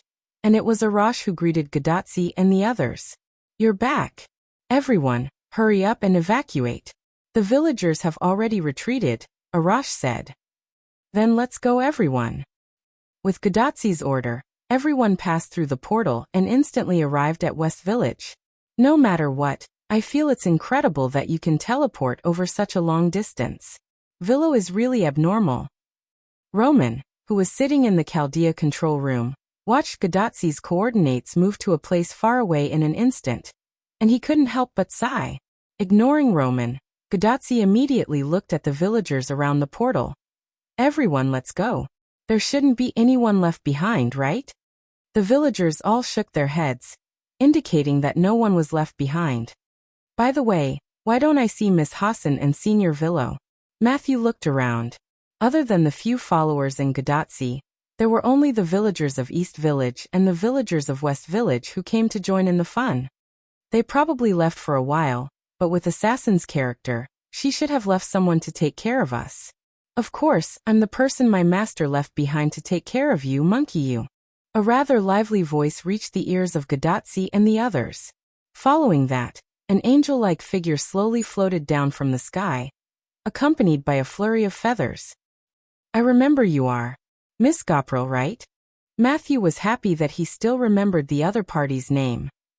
Although as a monkey, although you called my name directly, you are master's friends. Sigh. Gopril shrugged and looked rather helpless. If master finds out that I'm rude to these monkeys, he will definitely hit me on the head. Therefore Gopril, who chose to follow her heart, suppressed the thought that she couldn't see through the monkey in her heart. Master found something unusual around this village. Combined with the sound just now, I'm afraid there are enemies attacking. Gopril crossed her legs, crossed her arms, and maintained a lying posture, floating in the sky. Since the enemy is attacking, we should go and help Assassin. Then Gadatsi looked at Matthew. Let's go, Matthew. Your Senior Villo needs help. Yes, master. With a wave of his hand, Matthew materialized his shield and was ready to go. Master's battle ended long ago. Besides, Master is not a weakling who needs help, Giliel suddenly said. At the same time, he emitted a terrifying aura. The villagers were so scared that they didn't dare to move, and the servants present were also in a state of facing a formidable enemy. Tachika, be careful. This guy is super dangerous. Roman, who was sitting in Chaldea, detected the magical power of Gopril through the instrument. She was no longer an ordinary servant. She was even stronger than a first-class servant. Even if you say so, doctor, what can we do now? Swallowing her saliva, Gadatsi quietly talked to Roman. Of course, master likes the weak very much, so I won't do anything to you. As if the prank was successful, Gopril instantly put away her terrifying aura and put on a cute smile. But no one would think that Gopril was a little girl, because of her cute smile. You're scaring people again, Gopril. At this time, a familiar voice came through. Wuming's figure appeared directly behind Gopril, and stretched out a hand and pressed on her head. Master, you're here, ahaha. The smile on Gopril's face changed again, from a cute smile to a harmless smile, and it was getting stronger and stronger. Remember, don't scare people in the future. However, Wuming just patted Gopril's head and didn't do anything to Gopril. Master? In Gopril's opinion, after scaring so many people in such a big occasion, he should at least be punished a little. Without saying much, Wuming patted Gopril's head and landed on the ground. It feels like Master is a little unreal. Gopril narrowed her eyes and looked at Wuming, who landed on the ground. But immediately, Gopril returned to her original state. Just as Gopril said before, Wuming was not so weak that he needed help. Naturally, Wuming was not so weak that he needed her, Gopril, to be suspicious of him. After all, even if it was unreal, it must be Wuming's doing, so there was no need to worry. Gopril, who thought it through, flapped her wings and flew down. Is Hundred Faces Hassan here? After Wuming landed, he immediately looked for Hundred Faces Hassan. I'm here. Hundred Faces Hassan answered, and immediately stood out from the crowd. In fact, she had just arrived, which was why she squeezed out from the crowd. You and Cursed Wrist Hassan, settle the villagers down for the time being, find a room, and start the emergency meeting immediately. Looking at Wuming's serious expression, Hundred Faces Hassan obediently guided the villagers with Cursed Wrist Hassan. After Hundred Faces Hassan prepared a house for Wuming and the others for the meeting, Wuming and the others gathered together. Did you find something unexpected? Da Vinci was the first to ask. In fact, other than some strange things, Da Vinci was quite reliable. I met Tristan nearby. Didn't he sign a contract with the senior Villo? And the senior Villo sent him to the desert? Matthew's meaning was clear. Why did the other party suddenly come here? It's really strange, and as far as I know, Tristan should have been suppressed by Ramses II under his pyramid. However, Tristan came out. And if I'm not wrong, you guys have also met the enemy, right? Wu Ming looked at Gadotsi. Gadotsi was taken aback, then nodded. The timing of the arrival of people from these two villages is too coincidental, so I have to think. I suspect that this is a premeditated joint attack. Immediately after, Da Vinci touched his smooth chin. In other words, you suspect that the Sun King and the Lion King have joined forces. What? Gadotsi and the others were obviously shocked. That's impossible. Cursed Wrist Hassan immediately began to deny it. The Sun King and the Lion King fought for so long. And in the end, because of the stalemate, they were forced to make a non-aggression agreement with each other. I don't think these two enemies will join forces. However, Wu Ming did not agree. There are no eternal enemies, only eternal interests, not to mention. Wu Ming paused and did not say anything else. Da Vinci, who probably guessed it, just smiled and did not speak. The others could not guess. In the end, Bedivere, as a knight of the Round Table, spoke. Maybe it's because they have a new enemy.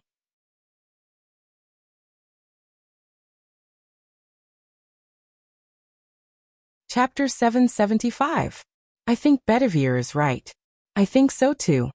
The think tank, Da Vinci, nodded and told everyone his guess. Previously, the Sun Monarch and the Lion Monarch fought as equals mainly because the third force, the Mountain Folk, was too weak. Although it wasn't nice to say that, it was an established fact. But now there's a new force, which is the new force of angels summoned by the Villo himself. Those angels aren't as weak as the Mountain Folk, so they naturally pose a threat to the Lion Monarch and the Sun Monarch. As such, the polarization between the Lion Monarch and the Sun Monarch has collapsed. Although the triangle was indeed very sturdy, it shouldn't be forgotten that although the Mountain Folk were weak, they were still considered the third force. The sturdy and stable triangle had a fourth force in the middle, which directly broke the stability of the triangle. But in that case, shouldn't the Sun Monarch and the Lion Monarch attack the Assassin's Angels? Why are they looking for trouble with the Mountain Folk? Gadotsi couldn't understand this point. Regarding this point, Wu Ming spoke. Actually, the Skywing species, which are the angels you speak of, are now hovering above the village with Abant. Sigh. Everyone exclaimed and subconsciously raised their heads. Due to the cover of the roof, they couldn't see outside. But even without the cover of the roof, Gadotsi and the others probably couldn't see Abant 10,000 meters above the ground with their naked eyes. However, these people subconsciously raised their heads to express their shock. Before coming here, Abant carried me past the holy city, so it's not unreasonable for the Lion Monarch to know that the Skywing species are here. Therefore, the Sun Monarch and the Lion Monarch teamed up not to deal with the fourth force, or rather, not entirely.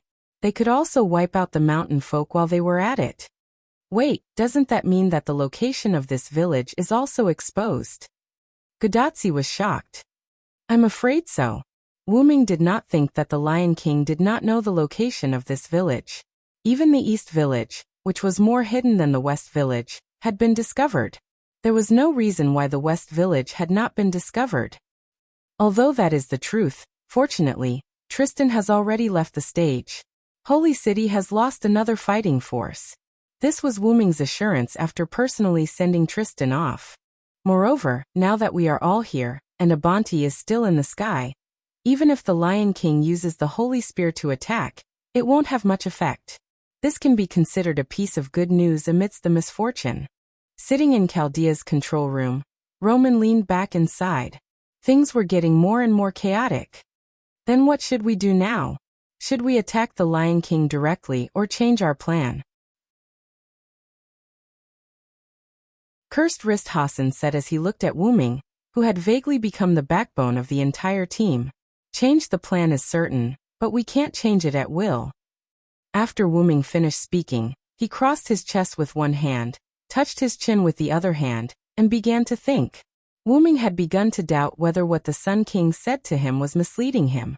Perhaps, Wu-ming was completely deceived by the Sun King's, uninterested in anything look. Why don't we split up? Gudatsi suddenly said. Wu-ming looked at Gudatsi. After all, Gudatsi had also experienced 5 singularities. She was almost a master who could take charge of the situation on her own. Since she made a suggestion, he had to listen to it. Assassin, you should be able to take your angels to attack the holy city. Then, I will take the remaining servants to the desert to find the Sun King. However, as soon as Gudatsi finished speaking, Wu-ming denied it. No, you can't beat the Sun King. As long as his shrine is still there, he will not die. Not to mention how huge his shrine complex is, it is not easy to destroy it. Ramses II still has the avatar of the sky god around him. Although Nidicles looked very weak, so weak that she was almost kidnapped by Hassan, she was still a character that could not be underestimated. At that moment, Da Vinci suddenly interrupted. The enemy we encountered had the help of a caster servant. There shouldn't be any powerful caster in the holy city, right? After all, they were all knights. In the face of Da Vinci's question, Wu-ming answered truthfully. The only person with the potential of a caster is a berserker. Although she can also use the caster's power from the perspective of her identity, it should be impossible for her to follow the army. So in the East Village, the caster who helped the Holy City's team should be Miss Nidicles. Matthew felt that he should have guessed correctly. After all, it was a cooperation. The Sun King sent someone Nidicles to the Lion King, and the Lion King also sent someone Tristan to the Sun King. And it also explained why Tristan came to the West Village near the desert. This was a cooperation, wasn't it? Even if Nidicles is not on the Sun King's side, Ramses II, who has the blessing of the Great Shrine, is not something you can deal with. Even if it was Wu-ming, it would be quite difficult for him to defeat Ramses II with the blessing of the Great Shrine. Even Wu-ming was quite difficult, let alone others. That was why Wu-ming was not optimistic about Gudatsi. There was no other way. Wu-ming had a lot of servants, but they were not elite. But looking at the Lion King and the Sun King, even if their subordinates were dead, they were still very strong. What's more, their subordinates were not dead yet. So how about we attack the holy city, and the senior Vilo go to the Sun King's side? Matthew said. Since they couldn't do it, then Wu-ming should do it. However, Wu-ming shook his head. No, I have something to confront the Lion King face to face and... Wu-ming paused. The Lion King is not someone you can defeat. You may not be able to pass Gawain's test alone. Well, Matthew sighed. What should they do? In fact, Wu-ming had a way. After all, he had already used that, but he wanted to see how Gudatsi would choose. When Wu-ming was at his wit's end, Gudatsi suddenly thought of something. By the way, what about Wang Hassan? When Gudatsi said this, everyone also reacted. Yes, Gudatsi and the others did not go to Wang Hassan to travel, but to ask for help. Since Gudatsi and others returned safely, and they also got the approval of the first Hassan, then the first Hassan would definitely help Gudatsi. Although Wang Hassan didn't say how to help us, he said that as long as we encounter difficulties, he will definitely come to help us. Gudatsi's eyes were quite firm. She believed that Wang Hassan would not go back on his words. But I don't think it will work.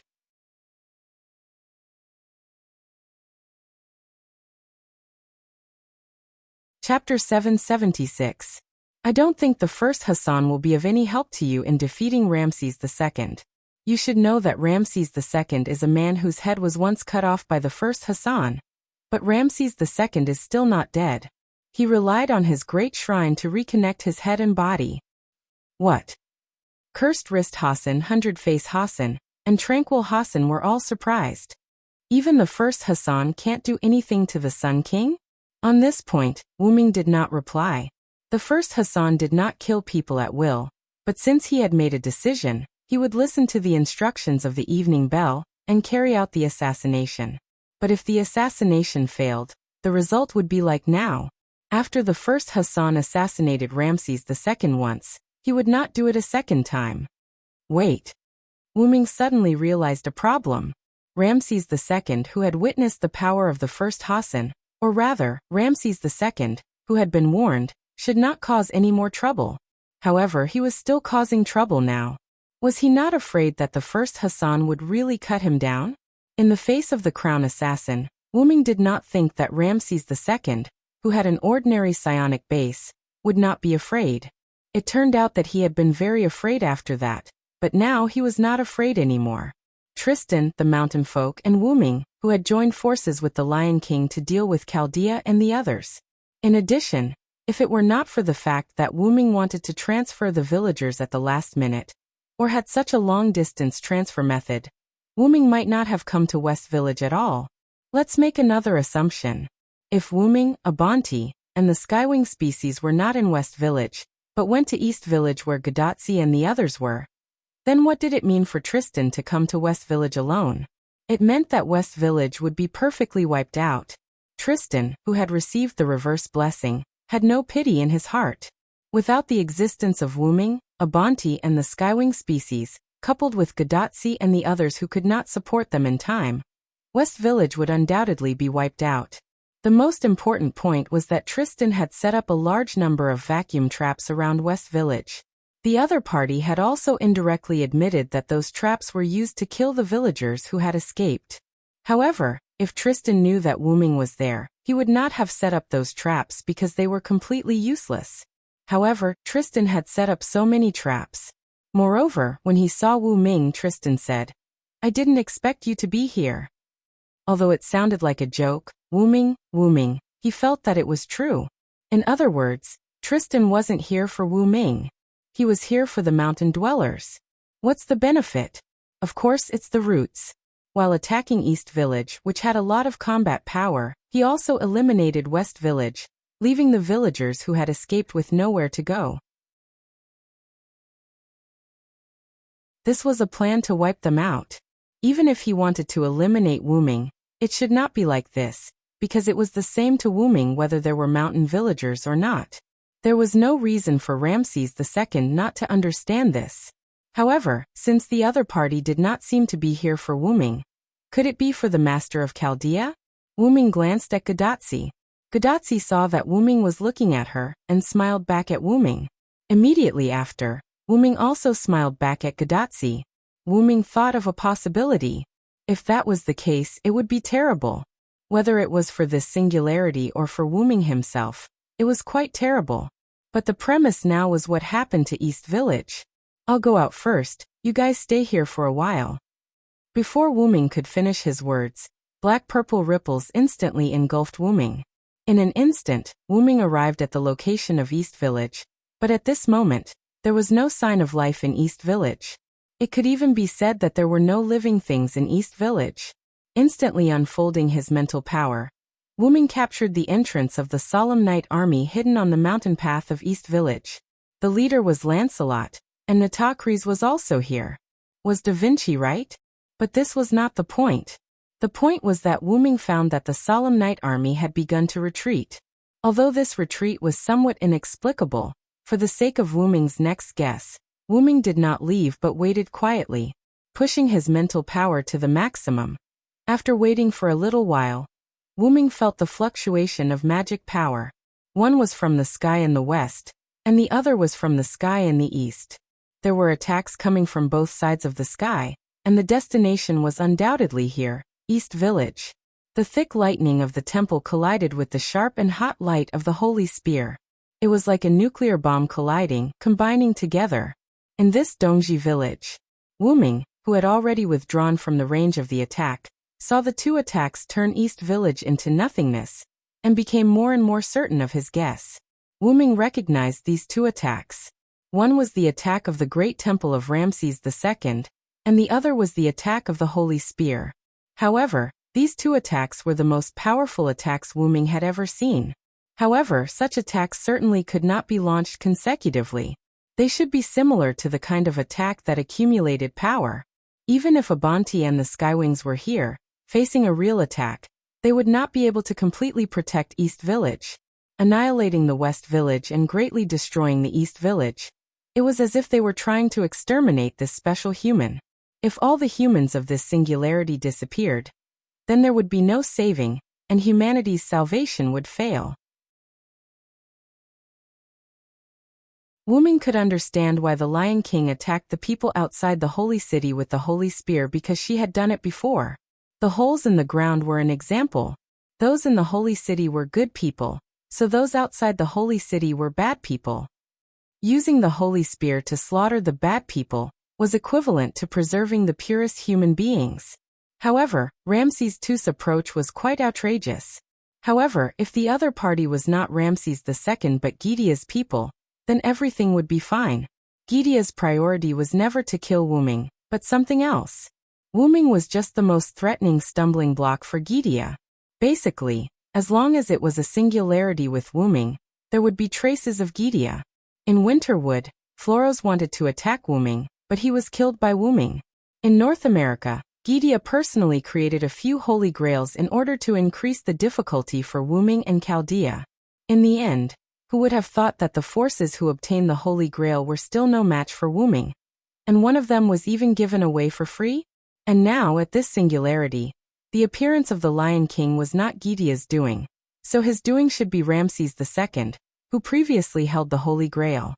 Although Wu Ming felt that Gidea should still be recuperating, it was the same to send his subordinates. Therefore, Wu Ming was guessing whether Ramses II's sudden betrayal was caused by Gidea or Gidea's subordinates. Or rather, was Ramses II still Ramses II now?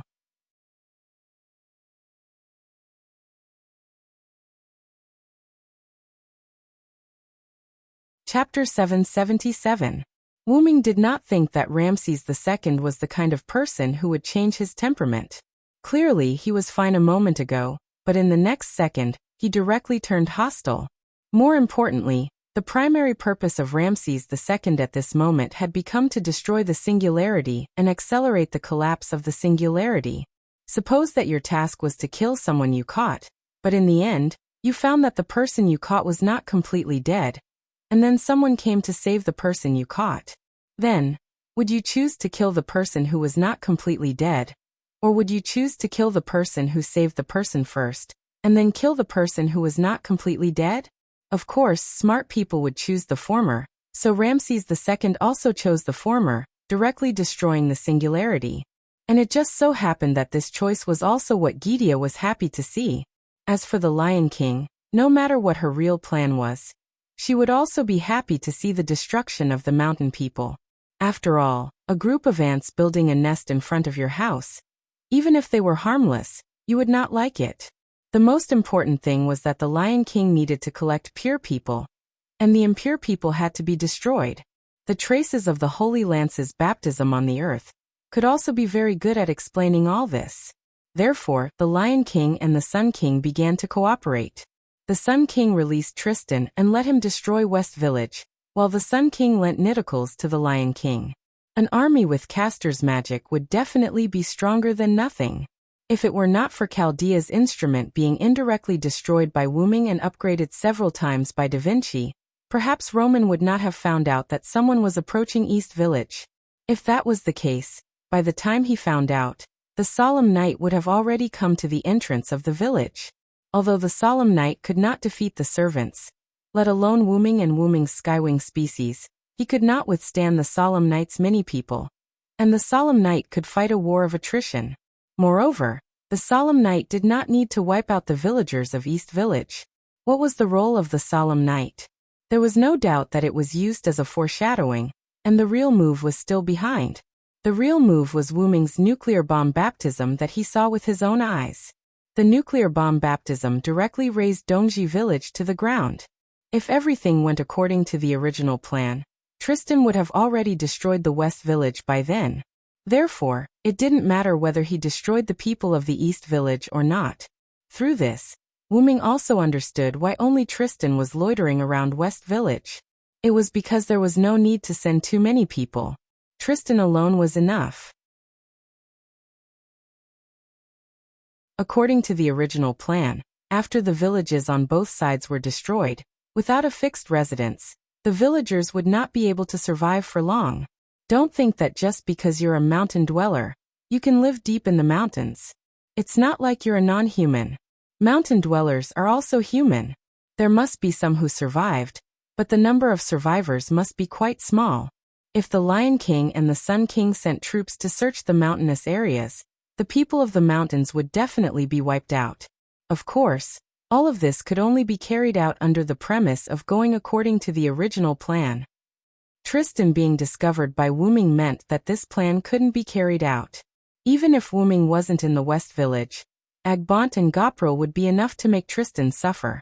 However, what Wu Ming didn't understand was how the other side knew that there were only 2 villages in the mountain dwellers. And how did they discover and attack them almost simultaneously? Wu Ming still couldn't figure this out. However, if there were Gidea's people on the Sun King's side, or if the Sun King himself had been replaced by the demon god Pillar, knowing the specific location of the 2 villages wouldn't be too hard to accept. After all, it was Gidea. After obtaining the black soil, the other side was much stronger than before. Moreover, if the original Gidea wanted to replace Ramses II, it wasn't impossible. However, Wu Ming was quite optimistic about this. Looks like Gidea can't sit still anymore. Wu Ming smiled. After all, it was because he was worried that he took action again. However, the other side didn't expect me to discover Tristan. They also didn't expect me to be able to transfer the villagers of the East Village to the West Village. However, if they continued to wait, the other side might make a comeback. This wasn't what Wu Ming wanted to see. As the saying goes, offense is the best defense. Even if the plan of Wu Ming's group was disrupted, because of Wu Ming, the other side's plan was also disrupted. Next, it would depend on who made the first move. Then let's go back first. Wu Ming said. Gudatzi and the others were probably anxious from waiting. With a wave of his hand, Wu Ming opened a teleportation gate and directly went in. In an instant, Wu Ming returned to the temporary meeting room in the West Village. As soon as Wu Ming returned, Gudatzi immediately pounced on him. Assassin! We have a way to deal with the Sun King. Gudatzi was quite excited, like a golden retriever eager to be patted by its owner. After patting Gudatzi's head, Wu Ming said, "Then tell me what is the way." At this time, the servant who had the ability to solve the problem of Ramses II's shrine stood up. About the great shrine of Ramses II, my noble phantasm should be able to destroy it. Wu Ming took a closer look and it turned out to be a Rosh. So that's how it is. The earth-shattering strike was sublimated and became a noble phantasm. Although that was what he said, Wu Ming was a little worried. So what was the price? Was it like the legend where the body was directly torn apart? However, Wu Ming did not ask, and the other people did not speak. Even Roman in the control room did not speak this time. As long as the great shrine is destroyed, the Sun King should not have that kind of powerful immortal ability. At that time, with the help of King Hassan, we can defeat the Sun King. Gudatzi was full of confidence. However, Tachika, you still have to be careful. Wu Ming looked serious. Anyway, the other party is also a top-level servant. It's impossible for the shrine to be destroyed. I will be careful. Gudatzi smiled and nodded. However, Gudatzi pulled Matthew over. And Matthew will protect me, don't worry. Yes, Vilo-senpai, I will protect Master. Although he was a little flustered because of Gudatzi's sudden attack, Matthew still replied with confidence. Seeing such a scene, Wu Ming was almost relieved. Wu Ming took Gudatzi's hand and said blessings. May the root be with you. No one noticed that a strange command spell was attached to Gudatzi's shield-type command spell. Wu Ming's strange blessing made Gudatzi stunned, but since it was a blessing, she accepted it. Right. Gudatzi suddenly thought of something. Assassin, do you know what happened to the explosion and the lightning in the sky?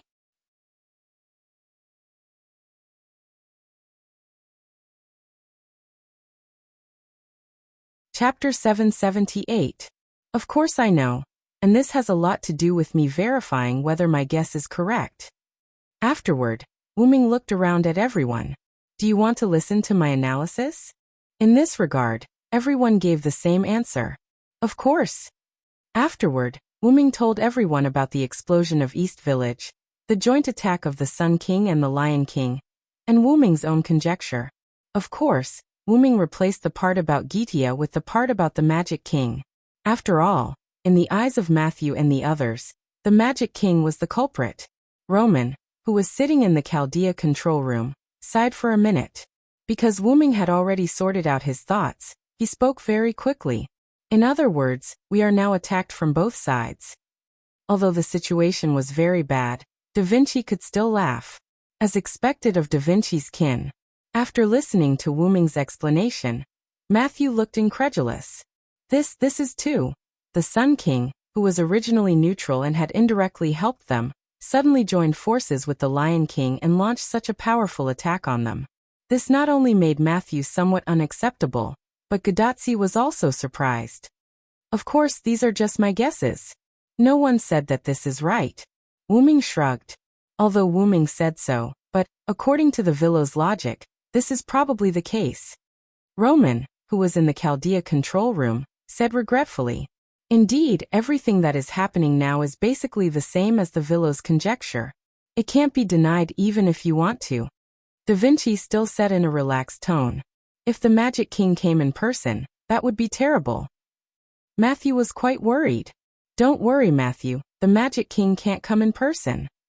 Da Vinci's words made him feel surprised. This was what Wu Ming had wanted to say. Da Vinci smiled faintly when he saw Wu Ming's astonished expression. We're just struggling at death's door. If the Magic King wants to wipe us out, he can easily do it.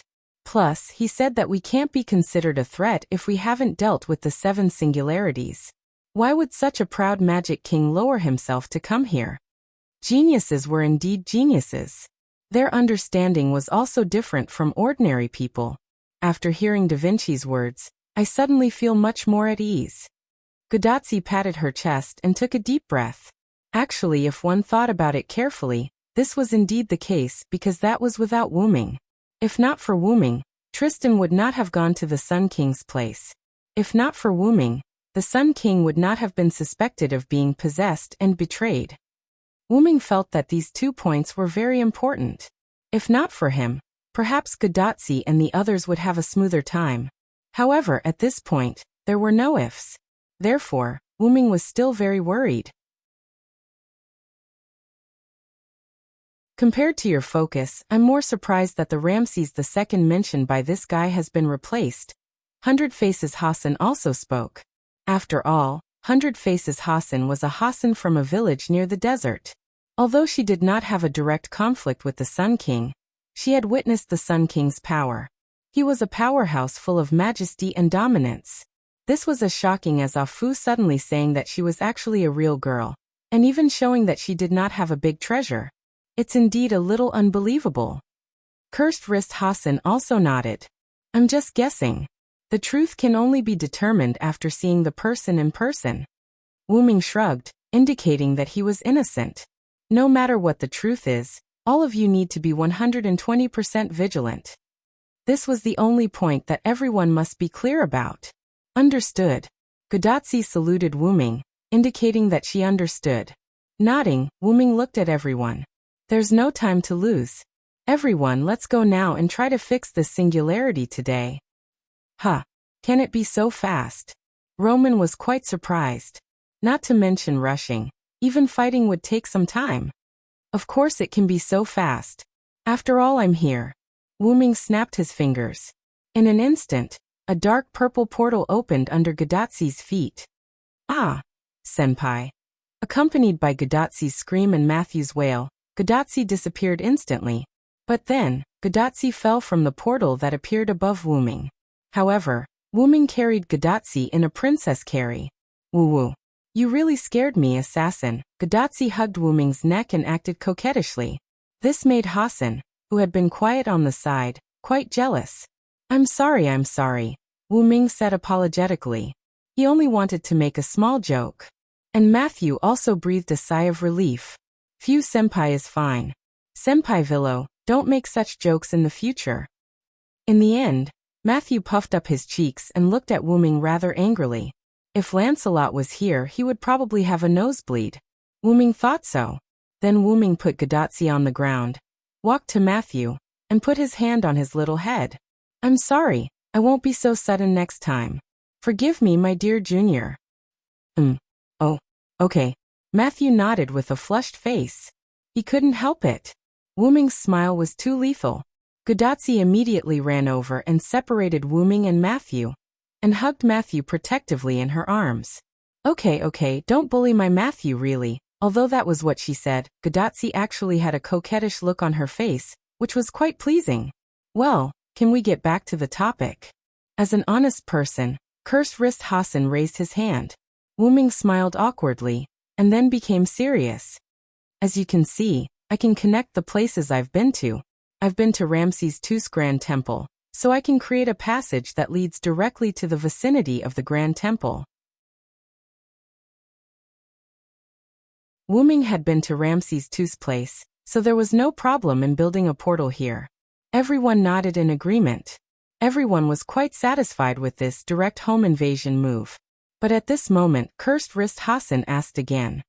Don't you need to leave a few servants here? I'm still worried about the safety of this village. If they all left, what if the enemy attacked again? This was also very likely. Direction, Abant won't leave. Wuming pointed to the sky. Cursed Wrist Hassan did not speak, and seemed to be thinking. Don't worry, Cursed Wrist, that big guy is still very reliable. As Abant, who had guarded the village for a while, 100 Faces Hassan was quite satisfied with Abant. Since 100 Faces Hassan said so, then okay. Cursed Wrist Hassan compromised, and the last one to speak was Gudatzi. As the master of the servants, she began to cheer them up. Good. Then everyone, the final battle is about to begin.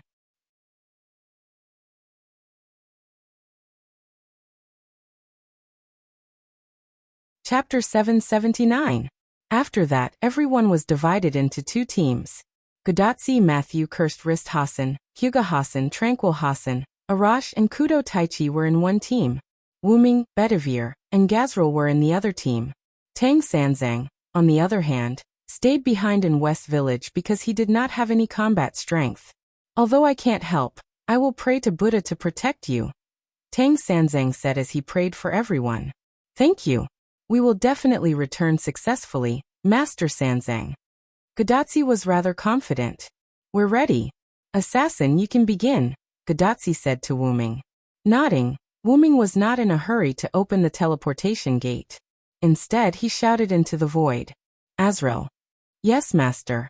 The green-haired girl appeared out of thin air. Miss Azrael? Matthew was surprised. After all, Matthew and the others had not seen Azrael since their first meeting. Actually, Azrael has been hiding by Tachika's side under my orders to protect Tachika. After Azrael appeared, Wuming began his explanation, explaining why Gudatzi and the others had not seen Azrael except for their first meeting. I see. That person who was covering for us at the entrance of the mountain was also Azrael, right? Gudatzi widened her eyes, looking as if she had seen through everything. Indeed, it was me, Meow, Azrael replied playfully with a hint of cuteness, but Gudatzi and the others, who had seen Azrael before, did not find it funny. Gudatzi and the others had seen Gazrael's aura, and Gudatzi vaguely remembered that when she first met Azrael, Azrael had addressed her as the commander of the Skywings. The aura of Azrael, who was not the commander, was already very powerful. Gudatzi did not even dare to imagine how terrifying Azrael, who was the commander of Gazrael, was. However, if Wuming knew what Gudatzi was thinking, he would definitely laugh out loud. Although Azrael was the commander, the strongest individual among the Skywings was still an outsider, Gazrael. However, at this moment, Hassan felt that something was wrong. Hassan looked angry, his hands clenched into fists, and he stared at Azrael. Although 100 Faces Hassan was wearing a mask, the change in the atmosphere made it clear that 100 Faces Hassan was glaring at Azrael. Cursed Wrist Hassan pressed down on Cursed Wrist Hassan, hinting at 100 Looks Hassan not to be impulsive. This caused most of the people present to be dumbfounded. What was going on? Could it be that there was a grudge between them?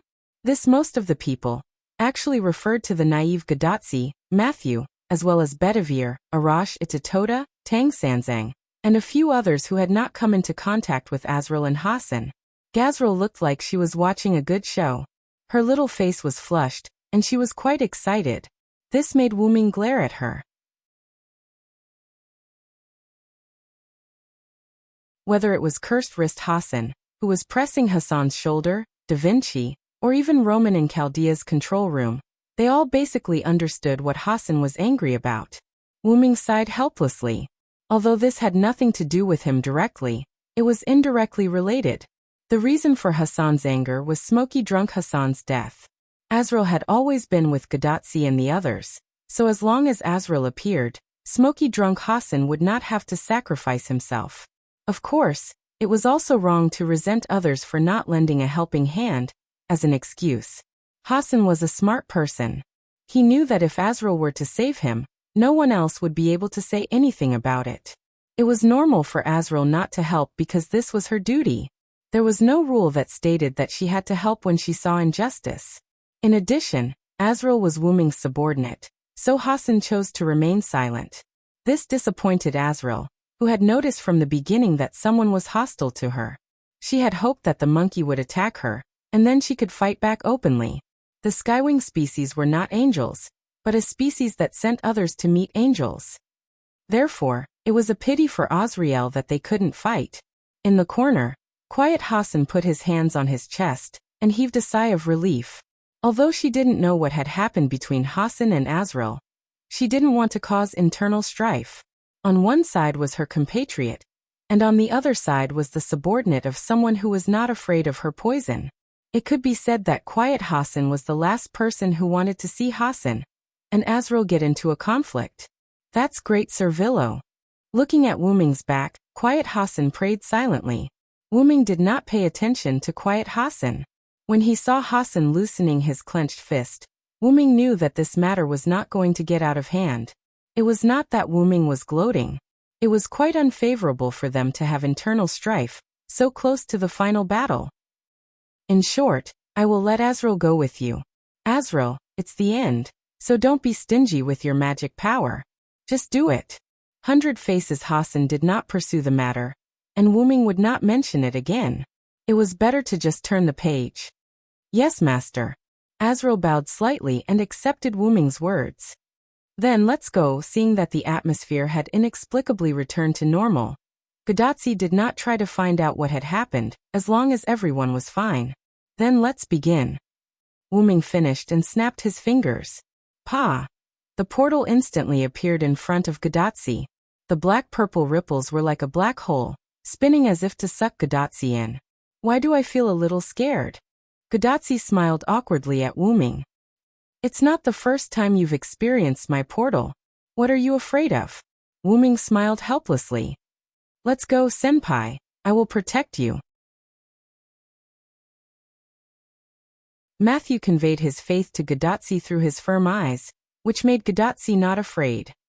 Oh. With Matthew around, it really makes people feel very at ease. Gadotsi hugged Matthew and rubbed against him.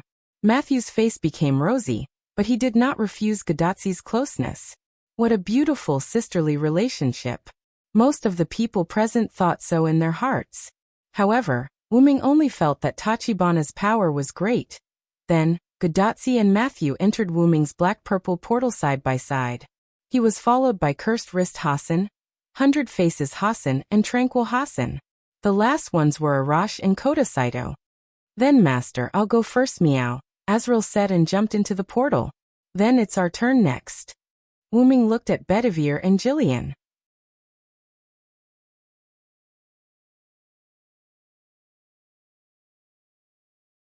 Chapter 780. You go first, Bedivere. Wu Ming snapped his fingers and opened another portal. Then, Sir Villo, I'll wait for you first. Bedivere nodded to Wu Ming, waved his robe, and went into the portal that Wu Ming opened. Then I'll be the second, master. Giliel smiled and flew into the second teleportation portal. Finally, Wu Ming looked at the last person besides himself, Xuanzang Sanzang. Master Sanzang, take care of yourself here. You guys need to take care of yourselves. I just need to stay here, and you guys are going into the lion's den. It really makes this poor monk feel guilty. Tang Sanzang looked embarrassed. No one is perfect, and the same is true for servants. I feel very lucky that Master Sanzang can pray for us, Wu Ming said. Well then, Wizard Sanzang, take care. After Wu Ming finished speaking, he went into the portal as well. However, the portal that Wu Ming entered seemed to be, hey, you chose the wrong portal. However, the portal was still closed, leaving Tang Sanzang howling there alone. Forget it. Anyway, this portal's ability is his. He should come back if he notices that something is wrong. Tang Sanzang sighed. Walking to the window, Tang Sanzang looked at the blue sky, lowered his head and prayed. Ba. Indeed, Wuming entered the first portal last, which meant that the portal that Wuming entered was the Sun King's side. However, that was not because Wuming chose the wrong portal, but because Wuming had deliberately chosen it, because Wuming had already started a war with the other side in the Holy City. Skywing species surrounded the gate of the Holy City, arranged in 3 rows in the sky, and the magic power in their hands was constantly surging. Wuming floated behind the 3 rows of skywing species, looking down with his hands crossed in front of his chest. Whoosh! The first row of skywing species launched a ball of magic power at the gate of the Holy City like a cannonball, causing a big explosion. Boom! Immediately afterward, the skywing species in the first row immediately floated up and retreated to the back of the 3rd row. They began to reorganize themselves and became the new 3rd row. As for the 2nd row, they took a step forward and replaced the 1st row as they launched their attacks. Because they were charging up while the original 1st row was attacking, the damage dealt by the new 1st row was particularly obvious. Boom! As for the new 1st row, after releasing their attacks, they floated up to the current 3rd row, which was behind the original 1st row, and began to repair themselves. The original 3rd row had now become the 1st row. Because they had begun accumulating power when the 1st row released their attacks, they were now able to directly launch their attacks. The power of their attacks was still not bad compared to the 1st row. Boom! Immediately after, this row retreated to the last row and began to reorganize. The original 1st row became the 1st row once again. And because they began to accumulate power when the 1st row launched their attacks, they could also directly release their attacks now. In this way, the 3 rows of skywing species repeatedly attacked the Holy City below without stopping. That's right. This was the simplest 3-section formation. Through the alternation of the 3 rows, they could instantly release attacks that couldn't be released instantly without stopping. Moreover, it was a highly concentrated attack. However, because the ordinary skywing species were berserker, it could be said that they couldn't even use such an ordinary formation. All of this was actually under the command of Wuming. With the contract as a link, Wuming had no problem giving some tasks to the skywing species as their master. Wuming was now rather helpless about the skywing species becoming berserkers. It was quite disadvantageous for a social creature to become berserkers, because the advantage of social creatures was cooperation. One couldn't expect a group of berserkers to cooperate with each other. Fortunately, the skywing species still obeyed their master's orders as servants, so Wuming had no problem commanding the skywing species in battle. The 3-section formation kept firing, and with the skywing species in the air, the people of the Holy City couldn't show their faces at all. This made things difficult for the gatekeeper, Gawain. Damn it! Is the enemy's magic infinite?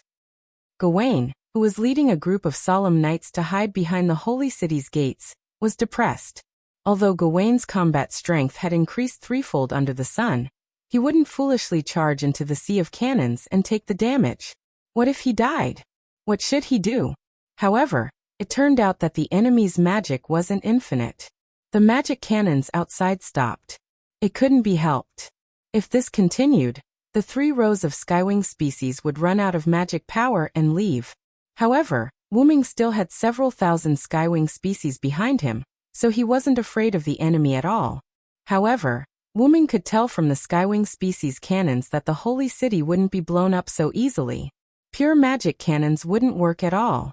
Thus, after the 3 rows of skywing species in front of Wuming stopped attacking, Wuming didn't continue sending the skywing species behind him to attack. With a snap of his fingers, a dark purple portal opened, and the 3 rows of skywing species in front of Wuming flew in an orderly fashion. The other side of the portal was inside Abinth's body. Although the skywing species had descended as servants, and their magic power was exhausted or killed, it wouldn't affect their main body. Wuming still didn't want anything to happen to them. If he had the ability to protect his subordinates, why wouldn't he do it? Wuming had a wicked taste, but it was also divided into different aspects. The 3 rows of skywing species all entered the portal, and suddenly, a portal appeared beside Wuming. Bedivere walked out with an expression that said, "The wind is blowing and the water is freezing." Then he began to fall. This gave Bedivere a fright. Why was the exit in the air? Wuming immediately used his mind power to pick up the falling Bedivere. Sir Villo, this is..." Bedivere was a little confused. Why was he, who had left first, slower than Wuming? And why was it in the air? However, before Wuming could answer, there was movement from the portal again.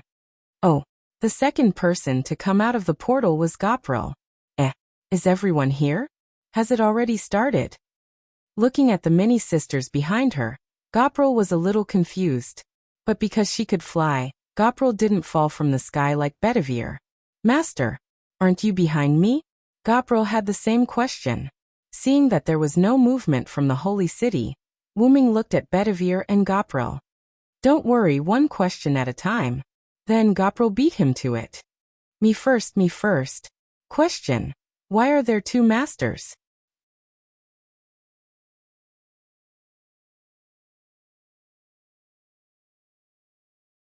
Chapter 781. Because the one talking to you in West Village just now was my clone. Wuming answered truthfully. Clone? Both Jillian and Bedivere were taken aback, and then they were shocked. As expected of Lord Villo, I didn't realize that it was a clone at all. That clone gave me the feeling that it was Lord Villo's main body. Bedivere had a "you're amazing" expression.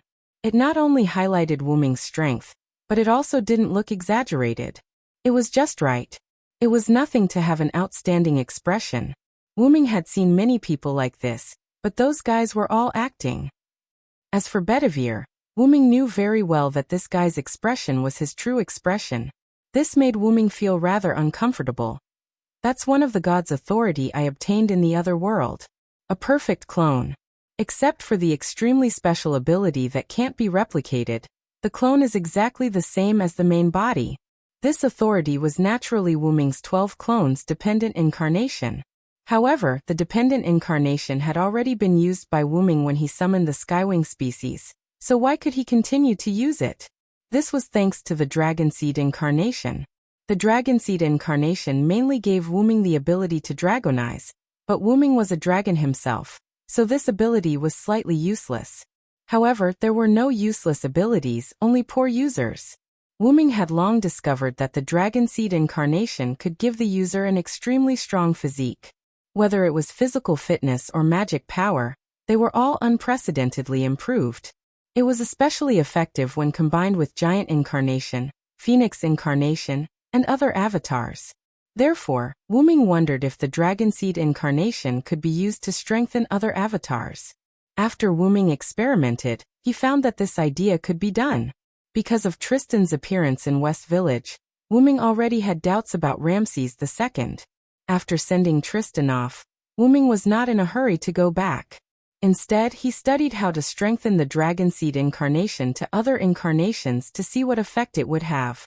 Wuming decided to strengthen the Dragon Seed incarnation on his dependent incarnation, which allowed Wuming's dependent incarnation to revive. Because it was a degraded version of the avatar ability, each avatar could not use it again after using it once. This was the reason why the dependent avatars could not use it again. However, the unexpected surprise of the Dragon Seed incarnation had resurrected the dependent incarnation. Although the Dragon Seed incarnation could not be used, it was not a big deal. Although it was cruel to say that, the Dragon Seed was not very useful to Wuming. After that, Wuming's doppelganger returned to West Village and discussed with Gadatsi and the others.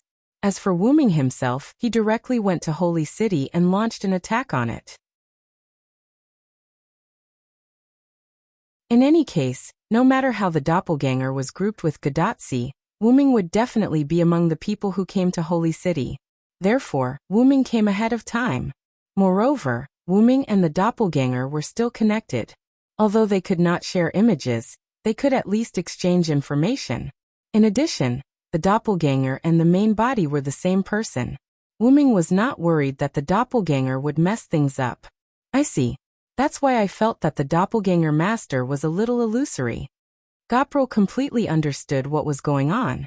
Instead, it was Silent Wonder who looked at Gopril in surprise. Even his own mother would not be able to tell. Yet Gopril, a mere skywing species, was actually able to see the clues? Could it be that the vitality incarnation ability in Gopril's body made Gopril and Wuming's dependent incarnation have a little mutual encouragement? Wuming felt that this should be the case. Sir Villo, have you already started a war with Holy City? Although Bedivere didn't see the 3 rows of skywings, the careful Bedivere saw that the main gate of the Holy City, the surrounding walls, and the ground were all slightly damaged. Even the radiance of the Holy City had dimmed a little. I have the advantage in numbers. Why would I fight Gawain alone? Wuming pointed at the thousands of skywings behind him and smiled. Although there were not tens of thousands of them, they still numbered in the thousands. Bedivere was a little helpless. He did not expect Sir Villo to still have such a personality. Alright, it's just a joke. Wuming shook his head. I was actually testing the strength of Holy City, and it was just as I expected. Holy City is exactly the same as Camello City. Its walls are also as thick as Camello City. Wuming spread his hands. Wuming thought of Matthew's noble phantasm, which was as indestructible as the walls of Holy City in front of him. In this case, there's really no other good way except to start from the gates. As a knight of the Round Table, Bedivere naturally understood the power of his own city walls. Wuming also tried an air raid, but it did not succeed. Just like what he saw a few days ago, a layer of light covered the sky above Holy City. It was the light film emitted by the Holy Spear, which seemed to be specially designed to defend against aerial units. The skywings could not enter at all. In that case, this gate of Good City will be broken by my noble phantasm. As Wuming spoke, he took out the Meteor Silver from the golden ripples in the void. Meteor Silver Splendor, X Silver Meteor, Level, EX Type, Evil Noble Phantasm Distance, Maximum Catch. This was a treasure created by the planet's suppression. The Holy Star Sword, which had truly been released from its restrictions, had the effect of determining the target as evil. As long as it had the definition of the user's enemy, or someone who must be defeated, it would be marked with the evil attribute by the Holy Sword. The target of the determination was both a person and an object. Even concepts such as space and time could be included in the determination. Ever since the Meteor Silver had been consecrated by the suppression, cough cough, after the transformation, it had gained this powerful noble phantasm. It was with this noble phantasm that the fledgling Wuming successfully defeated the other party in the battle with the Indian demigod Karna. However, it was only a narrow victory. Karna was mainly completely shrouded in the aftermath that could not spread out. To put it simply, he was affected by the aftermath. Karna, who had unleashed his most powerful attack, had lost his invincible armor, and had been affected by the aftershock of the collision between his most powerful attack and Silent's most powerful attack. How could he not be forced out of the arena? And Wuming still had armor and recovery potions at that time, so naturally, he could survive more than Karna. Back to the main point. The main effect of Wuming's noble phantasm was to determine the target of the attack as evil, and then he would launch the attack. At that time, Wuming, who was fighting Karna, had used this noble phantasm more like a light cannon than an evil judgment. That was why he had won by a narrow margin. However, Wuming was no longer immature now. He could fully unleash the true power of this sword. You're tuning in to the Li Mei's Wuxia Whispers YouTube channel. We're so grateful for your support, and don't forget to subscribe to join us on this incredible journey through captivating stories. Your generosity through donations truly makes a world of difference, as it's the primary source of revenue that allows me to expand and enhance this channel for you. Thank you from the bottom of my heart for being a part of this adventure.